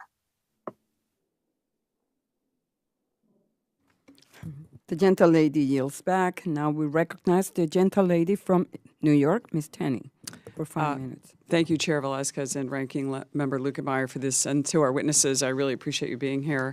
I have a couple of questions. First, Ms. Cornish, in your testimony, you described your newest initiative surrounds the critical lack of skilled, diverse cybersecurity professionals to protect critical infrastructure and essential services. Do you find that this shortage is in urban and rural communities, and how can we meet those needs? And I'm particularly curious because we are looking at rural broadband in our communities and trying to do, based on a municipal level, just like we have municipal electricity and others, and that is going to be particularly interesting to us as we move into that realm. And how is that going to be something your task force is going to be looking into? Certainly, I think that's a huge challenge, the lack of broadband, especially in rural communities, especially when you're thinking about small and medium-sized businesses and really how the workforce is distributed, right? You want to make sure that your rural areas are still competitive for that. So our main task in the workforce initiatives is really to connect the dots. We have 17, centers of excellence in Maryland alone for cybersecurity, yet we have 19,000 unfilled positions. So for us, it's really creating comprehensive and wraparound services and connecting those who are doing the training with those who really need the work. And to the point made already, in small businesses, it can be really challenging to take on that training yourself. It can be challenging to have the manpower to do that training and to support that. So we're really looking to see how we as an association can take away and kind of pool together all of our resources to put less onus on the small businesses who really need that workforce. Right. More and more our small businesses are going to be depending on this rural broadband that we're trying to explore. And actually we have a test site in my own community of Sherburne, New York, where we're going to be having a municipal broadband opportunities, which we are trying to do anything to minimize the risk of cyber attacks, which is my concern, and also on this, and I'd like to address it to the other witnesses. I know that there is SBA is going to be designated as the single federal entity for the small business cybersecurity information sharing. I have a concern, though. I come from New York State, and there was a point in time where we consolidated all of our services, including all banking and insurance, into the New York State Department of Financial Services. And we felt that could put us at great risk for cyber hacks because the government typically doesn't have, and the taxpayers are paying for maintenance of this when banks were spending billions of dollars to protect their customers because of the liability. I know insurance was referenced before. How can we make sure that SBA is going to be able to handle this kind of burden and making sure that our small businesses are going to be protected when you're consolidating this type of issue? I don't know if you want to address it, in either Mr. Default or... Sure, Congresswoman. It's a great question. That is one of the reasons that you see some hesitancy among the member companies and other small companies that are being asked to share data with federal agencies. Their question is, well, we've seen the recent headlines where other federal agencies, and maybe SBA, have been the victims of compromise. And so they want to be assured, basically, that these federal agencies are taking the steps that they need to take to ensure that that data is protected adequately, and that all of the personnel that work at these agencies are observing the proper protocols. Because as we've discussed throughout this hearing, all it takes is just the one employee that doesn't that has the weak password or that otherwise makes the wrong move to compromise the network. And so anything that the committee can do to ensure that there are greater resources, more accountability, and other levers that would ensure that the agency is taking the proper precautions, those would help our cause quite a lot. Yeah, thank you, because I'm concerned as a small business owner. We obviously spend a lot of money in making sure we don't get hacked. We have a lot of heavy data downloads in our business, and so to be hacked at some point and finding out that it's SBA without any duplication of protections, or redundant, storage areas, where are we going to be? And that concerns me. I don't know if anyone else wanted to weigh in on that. If I may, Congresswoman, Quickly, yes. I got 30 seconds left. Absolutely. I think certainly there's always when we talk about a single point of success, it's also a single point of failure. But that is really what the new money and the new authorities for CISA are supposed to address. And I believe if we look at agencies, SBA isn't going to be the only agency that has this type of responsibility and this type of challenge. And so what we should expect, and you're seeing some of the beginnings of this happen already, which is looking at how CISA will work with the agencies to ensure that there is that redundancy and that resilience built in. Because as we know, small businesses can't afford to not have that safety net. But again, with those additional authorities, this isn't going to be SBA on its own. It'll be SBA in collaboration with the other cybersecurity infrastructure in the federal government. Thank you. I appreciate it. Great testimony. Thank you. Gentlelady yields back, and now we recognize the gentlelady from Pennsylvania, Ms. Houlihan, for 5 minutes. Thank you, Madam Chair, and thank you to everybody for joining us today. And I think I'd like to follow up on many of the different lines of questions that we've heard today. They all seem to have a real common thread. One is to try to understand how much of all of this has to do with just changing culture and changing the ways that people perceive their responsibility and their role in cybersecurity for their companies. I'm trying to suss out, that seems to be a very large part of the problem. And then kind of the other 20% of the problem seems to be what kind of software and hardware that you should have and you should invest in, the types of teams that you should have to be able to protect from the rest of the 100% of the universe. My understanding is that's in the thousands of dollars of range and cost. My understanding is that the consequences is in the millions of dollars of range and cost. My other understanding, having run and owned and operated a lot of businesses and been responsible for IT, is that there is a need for seats or logins for some subset of software that people don't have the ability to afford. Is there any sort of universe where imagine a cloud, imagine certified or approved vendors that are part of that cloud that the Small Business Administration can administer, or some other organization can administer, that would allow you to pick up logins rather than seats, so to speak, to be able to defray the costs that small businesses are experiencing in their cyber security. Is that something that already exists and I just don't know about it? Is that something that could be useful to design? Is sort of a clearinghouse of software that would defray the cost for smaller businesses? And I guess, Mr. Default, you seem to be doing most of the conversation on that, and we'll start there. Thanks, Congresswoman. It is a good idea, and I think there could be a role for SBA there, whether it's providing just a grant program or funding or something more hands-on, where the agency is sort of designing a fulsome sort of program. So I think it's worth discussing. It's a good idea, and I think we would want to just continue to engage on this because it is just it's a need that was identified sort of by a couple of our member companies, and that I think it's worth further discussion probably. Okay, at this point. thank you. Yeah. Ms. Todd? Thank you. It's actually something that we're hearing from small businesses at the Cyber Readiness Institute, because we don't advocate for vendors, but we're hearing we need to have a clearinghouse to know which ones to turn to, or at least the general categories. And it's something that we're looking at this year because we want to be prescriptive and not leave everybody in the dark, and recognize that when you outsource the function as a small business, you still have a responsibility, and you don't outsource the responsibility. If I may address your question about culture, I do think this is the 80% component of cybersecurity, particularly for small businesses. And cultural change takes a lot of time. If we think about, we've all heard the analogies, seatbelts, it was inconvenient for a long time, and then you saw the safety requirements. Or if you even make the analogy to physical hygiene and health, we're not doctors, but we've learned over time from doctors that we should have certain tests taken on a regular basis. And so you don't need to be an IT specialist to know that these are the basics that need to happen. And we've talked a lot about workforce training. And to your point about culture, I think it's important when we see all these cybersecurity positions that people out there recognize it's not just about math and science. Cybersecurity is interdisciplinary, and we need capabilities and qualifications in sociology, history, politics, psychology, that those all play into this, so that the workforce that we're talking about for cybersecurity is much larger than I think we conceptualize, because it's not just math and science. Excellent. Ms. Cornish, anything? Certainly, we have experience curating these lists by business verticals and also specific needs. So if you would like to speak further about building this clearinghouse, I'd be happy to answer that more specifically. Thank you. I appreciate that. And with what's left of my time, I want to focus on a piece of legislation that I'm a co-sponsor of, the Small Business Development Center Cyber Training Act of 2021, which would certify 5 or 10% of the number of employees of a small business development center to provide cybersecurity assistance to small businesses.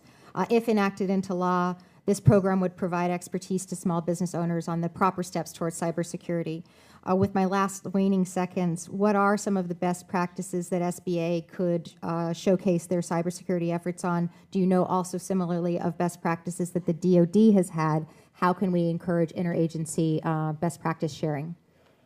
If I may, this is what the Cyber Readiness Program is. We focus on 4 issues: strong authentication, which is a passphrase of 15 characters or more; phishing training, not using USBs, but instead looking at the cloud; and software updates, helping individuals understand that every 24 hours they should actually download the patch. Those are a foundation, and I'm certainly happy to talk to you more about that, because this is the core of how we can help small businesses, and I commend the act and the legislation. Thank you. And with that, I yield back, Madam Chair. Gentle lady yields back, and now we recognize the gentle lady from California, Ms. Kim, Ranking Member Subcommittee on Innovation, Entrepreneurship, and Workforce Development. Thank you, Chairwoman Velasquez and Ranking Member Lukemeyer, for holding this important hearing. And I want to thank the witnesses for being with us today to discuss the ways of strengthening our cybersecurity for small businesses. You know, I'm very troubled by the increase of cyber attacks, which seem to be designed not only for monetary purposes, but also to instill distrust in our economic system and our institutions. Just between 2019 and 2020, our country saw 400% in cyber intrusions. Successful cyber attacks on our small businesses also discourage future entrepreneurs from establishing a small business and creating jobs. Some estimates say that 60% of small businesses go out of business within 6 months of a cyber incident. So let's think about that. Cyber attacks are putting 6 out of 10 of our entrepreneurs out of business. So given this urgency of the moment, I was happy to join my colleague, Representative Crow, to introduce the SBA Cyber Awareness Act to find ways to improve the SBA's cybersecurity infrastructure and share information with Congress if there is reasonable basis to believe that a cybersecurity incident occurred at the administration. Let me pose the question to all witnesses, but let me start with Mr. Dufault. In your testimony, you indicated that threat sharing for small companies is complicated because usually they lack the resources to join and participate in information sharing and analysis centers. Can you elaborate on what can Congress do to incentivize higher participation of small businesses in ISACs?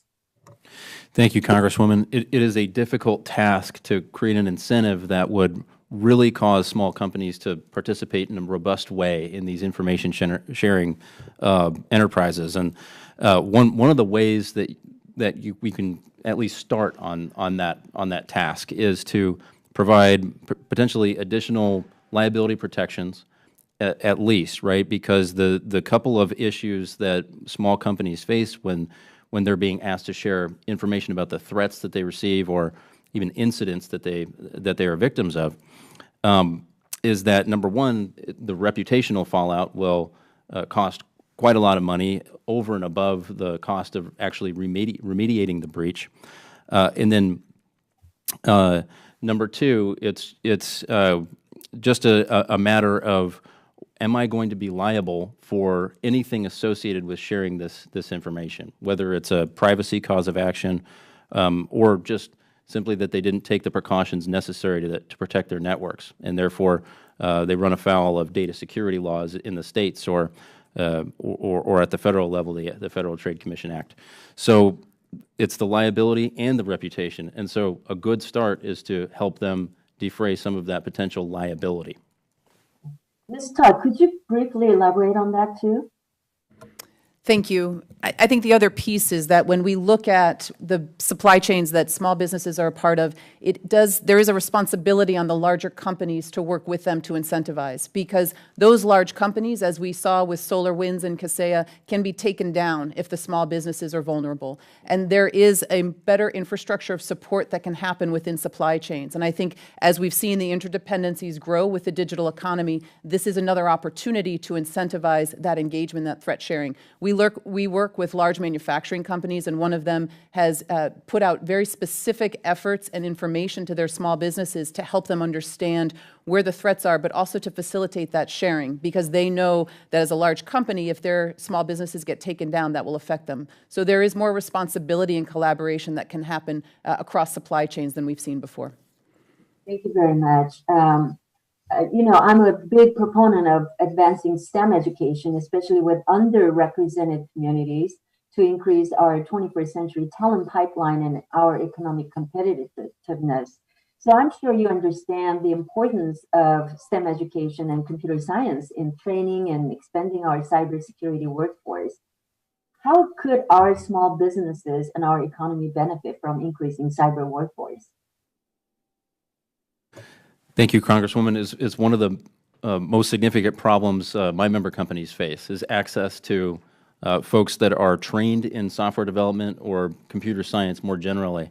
And so my member companies would benefit quite a bit, I think, from investments in K through 12 education, but also in workforce development programs. I mentioned earlier that some of our member companies develop these training programs on their own. But there is a role for federal investment as well, and that's why we support the Computer Science for All Act and also the Master Teacher Corps, which is a training program for K-12 educators to provide computer science education. Thank you. I see that my time's up. I yield back. The gentlelady yields back. Now we recognize the gentleman from Louisiana, Mr. Carter, for 5 minutes. Mr. Carter, you need to unmute. Yes, thank you. Madam Chair and Ranking Member, thank you very much for giving us this opportunity for this hearing. Much has been said and many questions have been answered. But Ms. Cornish, if you can perhaps touch on this, and any other member, maybe Ms. Dot can as well.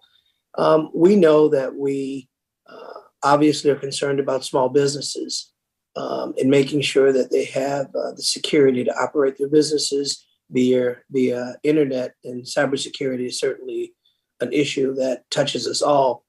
But we know that large companies, I know my credit card has been breached several times with large companies. I won't say what the company is, but I'll say that it's been breached. And I know that they have all of the algorithms, all of the security known to man to secure them. I know that cities have had their systems breached. The city of New Orleans has had ransomware. What have we learned from what the large companies are doing that we can pass on to our smaller businesses, best practices, if you will? Even at their highest level of security, they've still been caught in ransomware and cyber security threats. So I would reiterate the importance of human behavior and training of our staff and our employers, because they are in addition to being our largest threat, they're also our largest defenders. So we can empower them to treat data care instead of cybersecurity, and empower them to protect the data they're entrusted with. Additionally, I think the thing that hasn't been belabored here a lot, but is documented policies and procedures. There are many holes that we are missing simply because there aren't checklists, or we don't really understand all of our assets that we're managing. So I think documentation and training is key in this. But could you elaborate if we talk about the larger companies that have a robust security system where they are empowered with significant tools to counteract these threats, yet they are still caught in the lurch, if you will? What can we as Congress, what can SBA, what suggestions would you give us that we can aid in this battle? Because obviously, in many fronts, we're losing. Sure. I think Ms. Tott's outline of the Cyber Readiness Institute does a great job at how we can empower our employees, because again, that's really our biggest threat. Ms. Tott, can you weigh in, please? Sure. I think, the good news and the bad news is that these large companies are getting breached by very basic attacks. So when we look at Colonial Pipeline, they were breached because they weren't using multi-factor authentication, and they actually didn't need to shut down the pipeline. They were just worried about getting paid because their payment system shut down. And so that showed the interdependency of the systems and the importance of separating IT technology with your operations. And so those lessons, the sophisticated attack of a nation state adversary is separate and distinct. But when we've seen the other issues with SolarWinds and others, those are getting breached through authentication, through network access. And so what we're talking about for small businesses, obviously at a smaller level, really holds true for the large businesses as well. And that's where I think we've learned the most from these breaches over the last 6 to 12 months, is that we've got to create those basic standards in helping businesses do all of those. And this is, again, we talked earlier about where I think insurance companies can play a role, and others to have those incentives so that those basics become a requirement for further resilience. And real quickly, before my time expires, as a member of Congress with tons of small businesses throughout my congressional district, what can we do in the way of town hall meetings or ways of better educating our small businesses in our communities to utilize these resources? Are there leave-behinds? Are there handouts? Are there things that we can do? We often do town hall meetings for various issues. This could be one that certainly can benefit our small businesses. What suggestions would either of you have as to how we can better serve and provide resources? Yeah, about 43 seconds. What we've seen and what we're hoping to see with CISA and with SBA is this collaboration of resources focused on human behavior. So taking the work of the nonprofits and making those available to you so that when you go to these town meetings, there's a simple, accessible, basic protocol of these are the things you need to be doing on your personal devices as well as your professional devices. An education campaign that does this. One of the points in my testimony talks about an awareness campaign. If we get every business to use multi-factor authentication, the decrease in cyber attacks would be exponential. The gentleman. Fantastic. Thank you very much. And now we recognize the gentleman from New York, Mr. Garbarino, for 5 minutes. Thank you, Madam Chair, and Mr. Ranker for holding this hearing. As the ranking member on the Cybersecurity Subcommittee, Department of Homeland Security Committee, I've learned a lot over the last 6 months about cyber attacks and ransomware. Which is why I've worked on several pieces of legislation. And Ms. Nichols, this question is for you. Yesterday, I introduced H.R. 4515, the Small Business Development Center Cyber Training Act. I'm honored to have the support of my fellow colleagues on the committee here, Mr. Evans and Ms. Houlihan, and I encourage others on the committee to co-sponsor this bipartisan piece of legislation. Small businesses often lack the resources or technical knowledge to prevent cyber attacks, and with the high cost of hiring specialized employees and cybersecurity experts, it can be difficult to bridge the sizable education gap. My bill would help small businesses get the information they need to implement their own cyber strategy and take appropriate steps in the event of a cyber attack against their business. Ms. Nichols, given your position as the State Director of the Mississippi SBDC, would you share your thoughts and provide feedback on the bill, the Small Business Development Center Training Act, please? Thank you. I have not reviewed the whole bill. I was given a little bit of information this morning in regards to that. However, just like Ms. Todd and several of the other people said, communication and education and a consistent messaging is very key. And I think that raising those awarenesses and to be able to be that voice for the small businesses and give them that information, I think that we're at this time where we need to create those base standards and create an information, I don't want to say an overload, but be very consistent in how we provide the information to our small businesses. And as an SBDC, we have to serve all 82 counties of Mississippi. And so it's not just rural, it's every aspect. And it doesn't matter if it's a small business, medium-sized business, or large business, they're still at risk. And I think it's very important, and we appreciate that the government is passing this legislation, or is attempting to, and proposing these bills, because it's so imperative that our companies are prepared for cyber. And we feel that since you already have the employees and having coming up with this program where your employees are, or at least a number of them are trained to address these cyber issues with small businesses, especially ones that you're helping develop and create and get started up, that this would be very helpful. I want to move to Ms. Cornish and Ms. Todd. You talked about, in your testimony, Ms. Todd, you talk about doing a tax credit. Ms. Cornish, you run an agency that deals with tax credits. One thing I have seen is major corporations and governments can spend a lot of money on cyber security. Small businesses, smaller governments, they can't hire a dedicated person. And it's not just about best practices, making sure that you change your password. That's one thing that we have to do, and CIS has been great with that and coming up with best practices of what businesses and small governments should do, local governments should do. But there's also a cost of keeping your system upgraded. You can't just buy the best piece of equipment today, because 6 months from now or 3 weeks from now it's going to be outdated. That's a heavy cost, especially for small businesses. Is a tax credit the best way to help offset that cost? What is the best way to do this?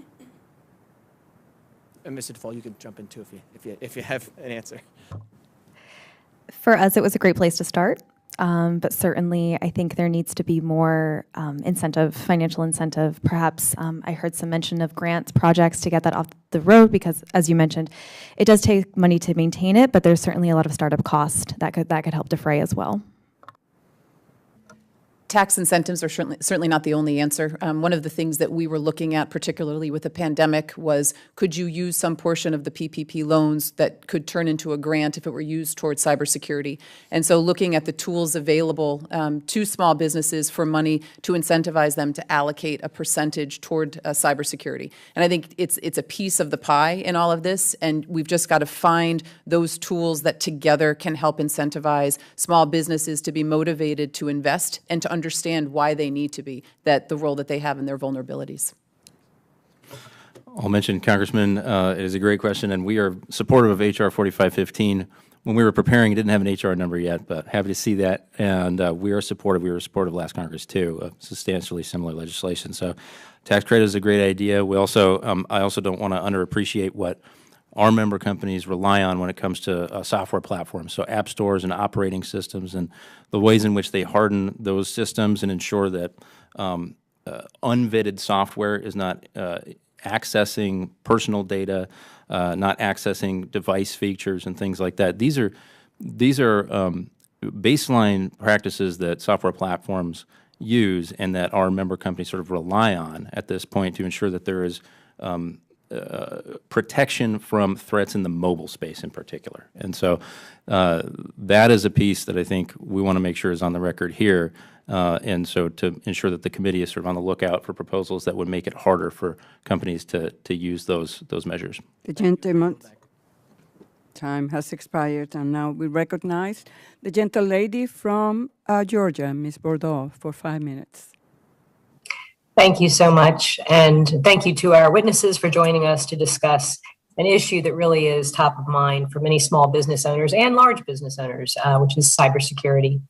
In my home state of Georgia, we saw what happens when critical infrastructure is not secured from cyber attacks, when the Colonial Pipeline attack left many of my constituents high and dry at the gas pump for several days. But the Colonial Pipeline is just one rather extreme result of cyber vulnerability.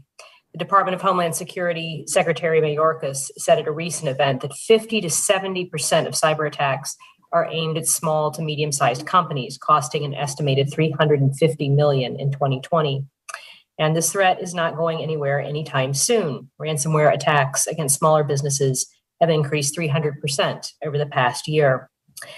Listening to some of the testimony and discussions today, it occurs to me that there's several ways that you can approach this. And there's a lot of great ideas out there about how to change the behaviors of small businesses, training, all of that kind of outreach. And that's very, very important. But one other way to approach all of this is to require the software that's sold to small businesses or the products that are sold to them to be more conscious of security and ways to protect from breaches.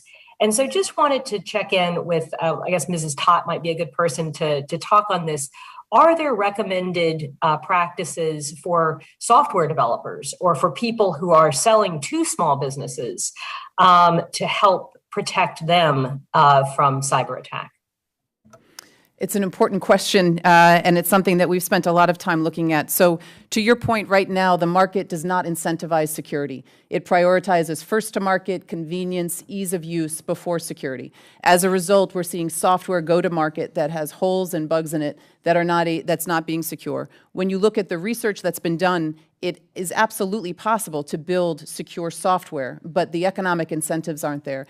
So I commend what the Biden administration has done in the executive order, which is to look at software transparency, a software bill of materials to understand what goes into it. But as a nation and as a government, we have to create, this is where I do think regulations and standards around building secure software need to be discussed, because right now, if you look at where the vulnerabilities are coming from, often it's because of holes in the software. The Kaseya attack most recently was a result of that. And we have an opportunity to, we call it secure by design, choose your phrase, but the idea is building that safety and security. Again, if we use the car analogy, we wouldn't think about building a car without an airbag anymore. And we've got to be thinking about safety and security when it comes to software and hardware development. Thank you. Yeah, and just to point out, it's very, very difficult to change individual behavior at massive scale to deal with security. It's much quicker if we can catch it early on through the product itself. Just kind of on that vein, and I don't know, Ms. Tott, maybe you'd have an answer on this, or Ms. Cornish, what's being done in terms of the policing side of things? So one of the things we see an awful lot of is we have these attacks, and then we get out from under it somehow, we deal with the ransomware situation, and then what kind of policing capacity do we have or do we need to build up in order to bring people who do this to justice? This is a huge gap in our defense right now, because criminal actors are getting away with a lot of attacks, and whether it's a simple lone wolf in the United States or it's a nation state, but we have to be able to prosecute criminals who are committing these types of actions. If you think about Colonial Pipeline again, if someone had put a bomb on that pipeline to prevent the gas and jet fuel going to the East Coast, we would have no qualms about what to do with that individual. Essentially, by shutting down, I live in Virginia, so I had a similar, we saw the lines a few blocks down the road. There was an impact, and it was a psychological impact because people were afraid. And when we look at that type of impact, we have to think about what are the repercussions for these types of actions. And I think this is something that the United States just shouldn't do by itself. This is where we would look to cooperate with our like-minded economic partners, our allies, to understand what are the boundaries and the lines that are being crossed for criminal actors, and what are the consequences for this type of activity. Because even though we're not seeing the immediate devastating effect, if we look at SolarWinds, the repercussions continue to cascade. And this is why we have to create those boundaries and the definitions around what is a criminal act and what are the consequences for that act. Thank you so much. I'll yield back the balance of my time. Gentlelady yields back, and now we recognize the gentleman from Minnesota, Mr. Stober. Thank you, Madam Chair and Ranking Member Lukemire, for holding this, and to the panelists who spoke with us today. Very informative. You know, as we've seen over the last few years, cybercrime is becoming more and more common. The cyber attacks affect our small businesses both directly and indirectly. Most recently, as we talked about, the Colonial Pipeline was hacked by the Russians and created a huge gas shortage in the nation. Small businesses that relied on any sort of transportation or travel for daily operations were adversely impacted. While big businesses have the capital to proactively protect themselves from cyber attacks as well as recover from them, small businesses do not have that same luxury. And so to the panelists, what can the federal government do to help small businesses protect themselves from and or recover from cyber attacks?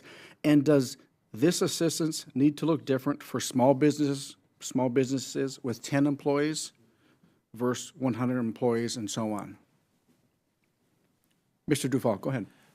Congressman, it's a great question.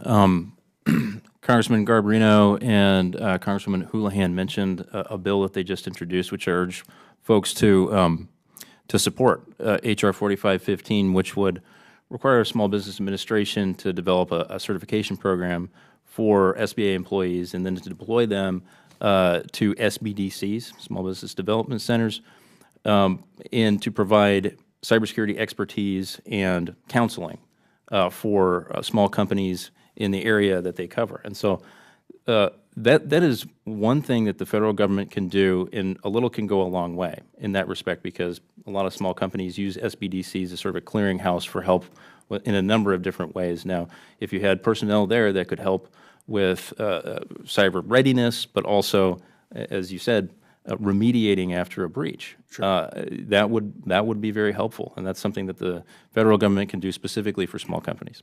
And I think that it's important to get that small business back up and running as soon as practical, because the days, I mean, you're losing a lot of money each day. The other two witnesses would like to comment on that question, please.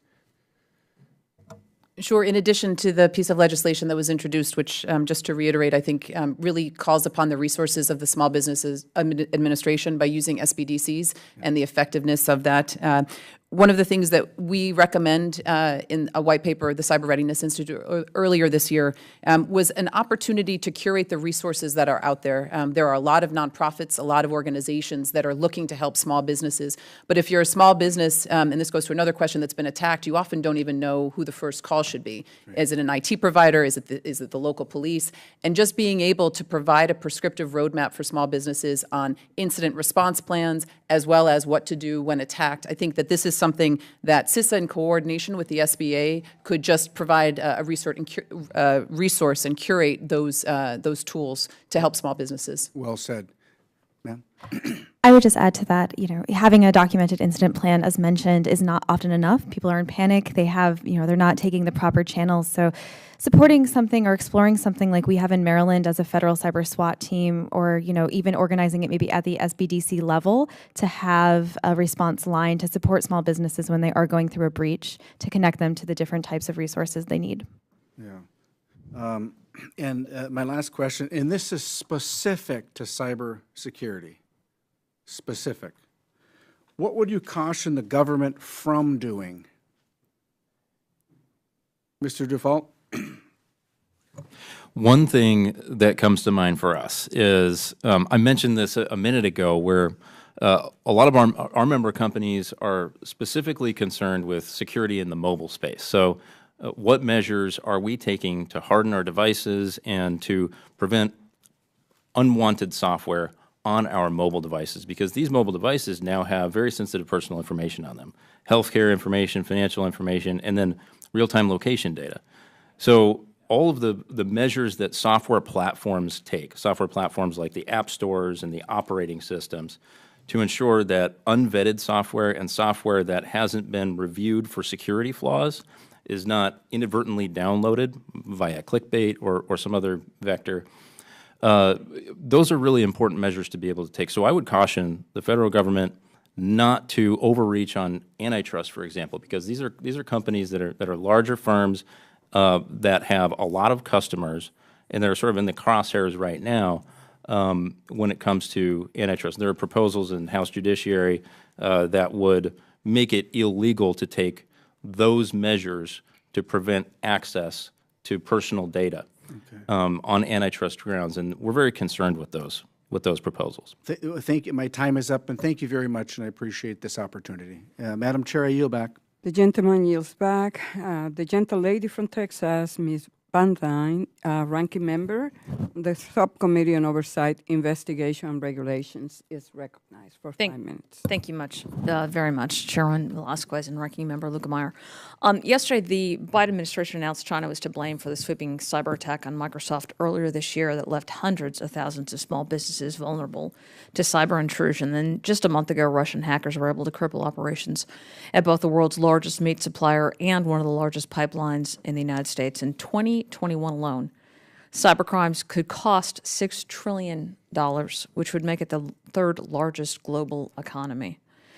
Cybersecurity, for a number of reasons, is very, very important for small businesses, both real and rapidly intensifying, as we've heard today.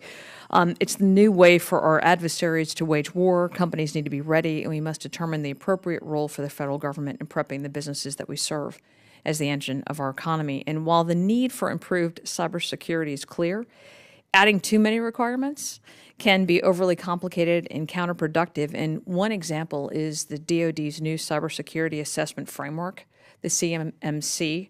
Last month, the Oversight Committee, which I serve as the ranking member, we held a hearing to review this program.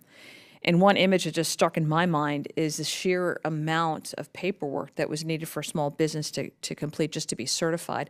One of the witnesses held up this 3-ring binder that I swear took him 2 hands to hold up because it was just so intense. And pretty much most of their guidance was coming from LinkedIn because DoD and SBA simply weren't helpful. So, moving forward, we need to make sure that we have a simple framework, which is easy to understand, but also companies need to know how they can be secure, who they can turn to for help, and how to respond when they're attacked.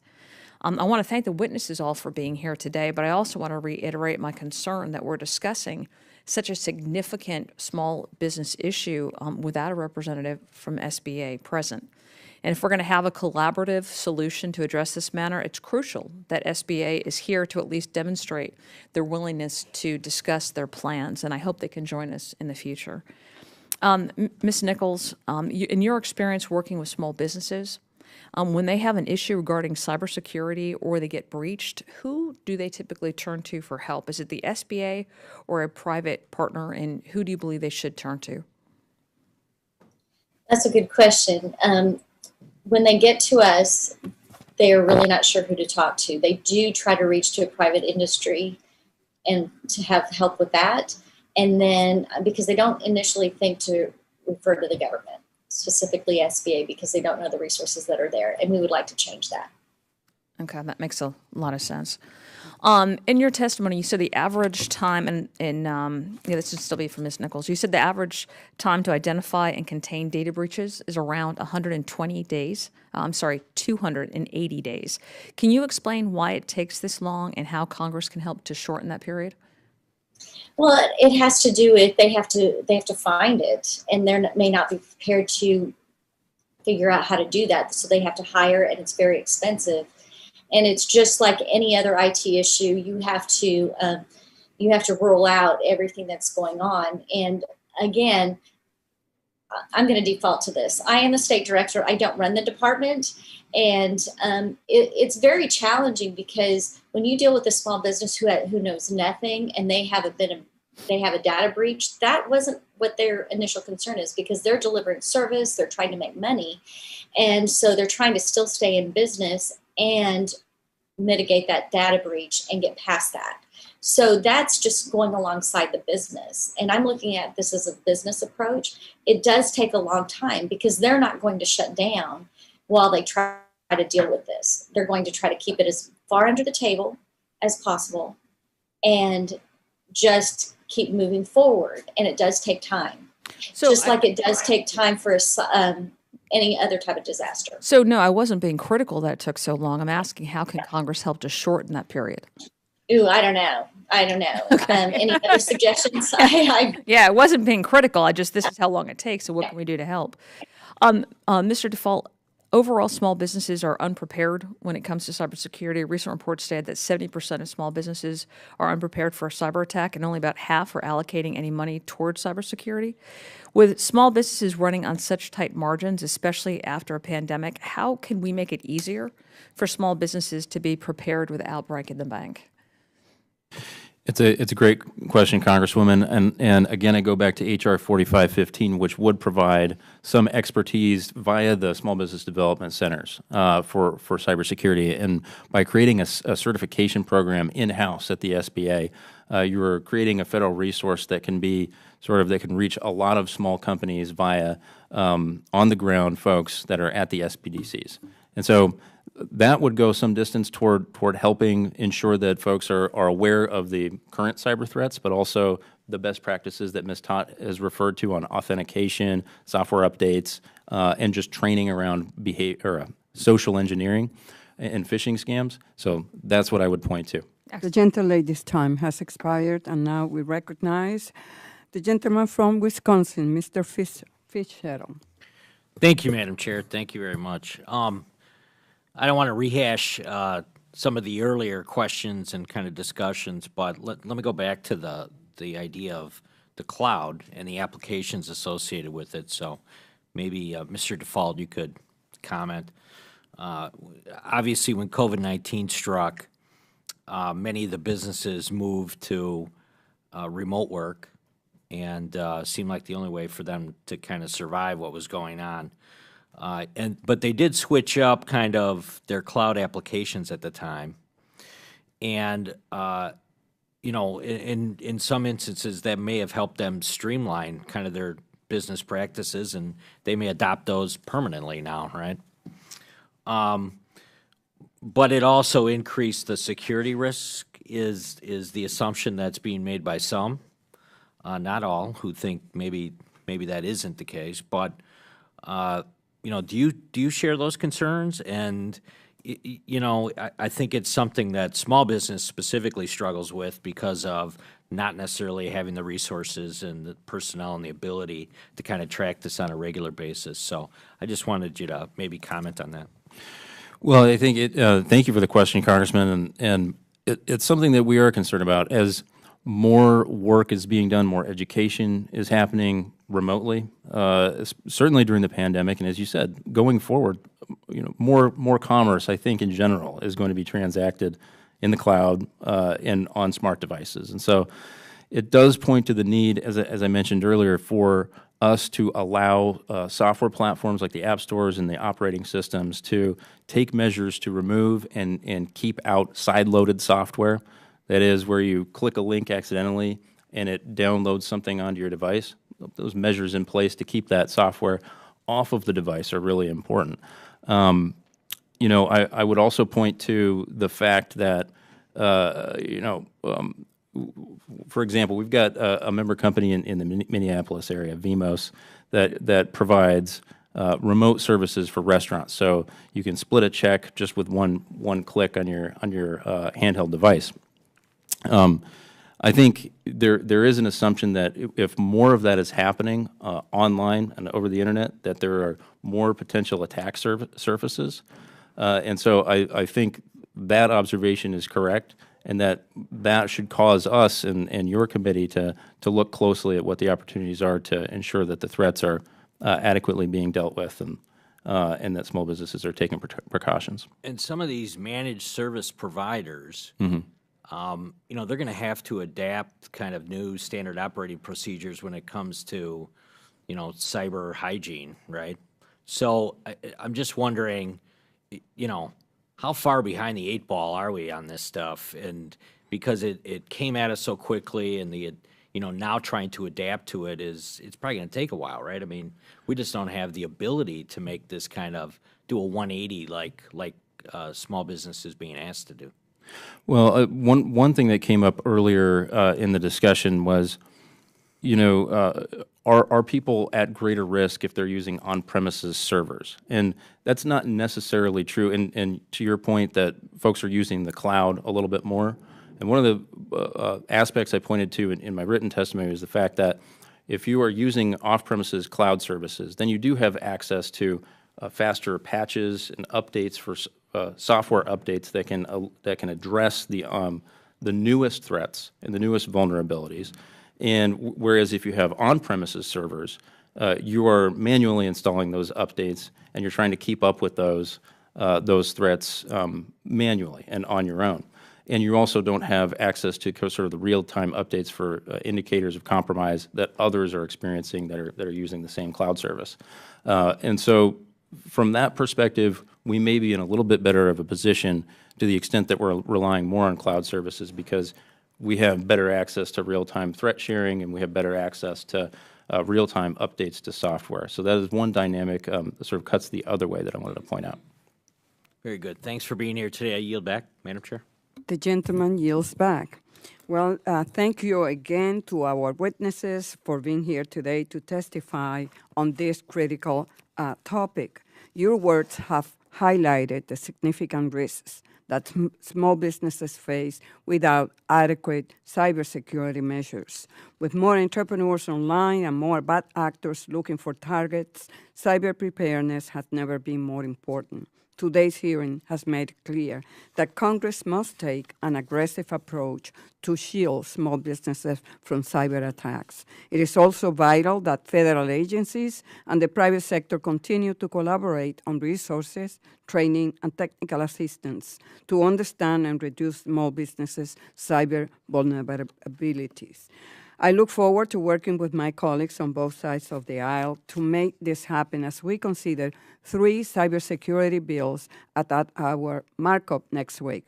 I would ask unanimous consent that members have 5 legislative days to submit statement and supporting materials for the record. Without objection, so ordered. And if there is no further business to come before the committee, we are adjourned. Thank you.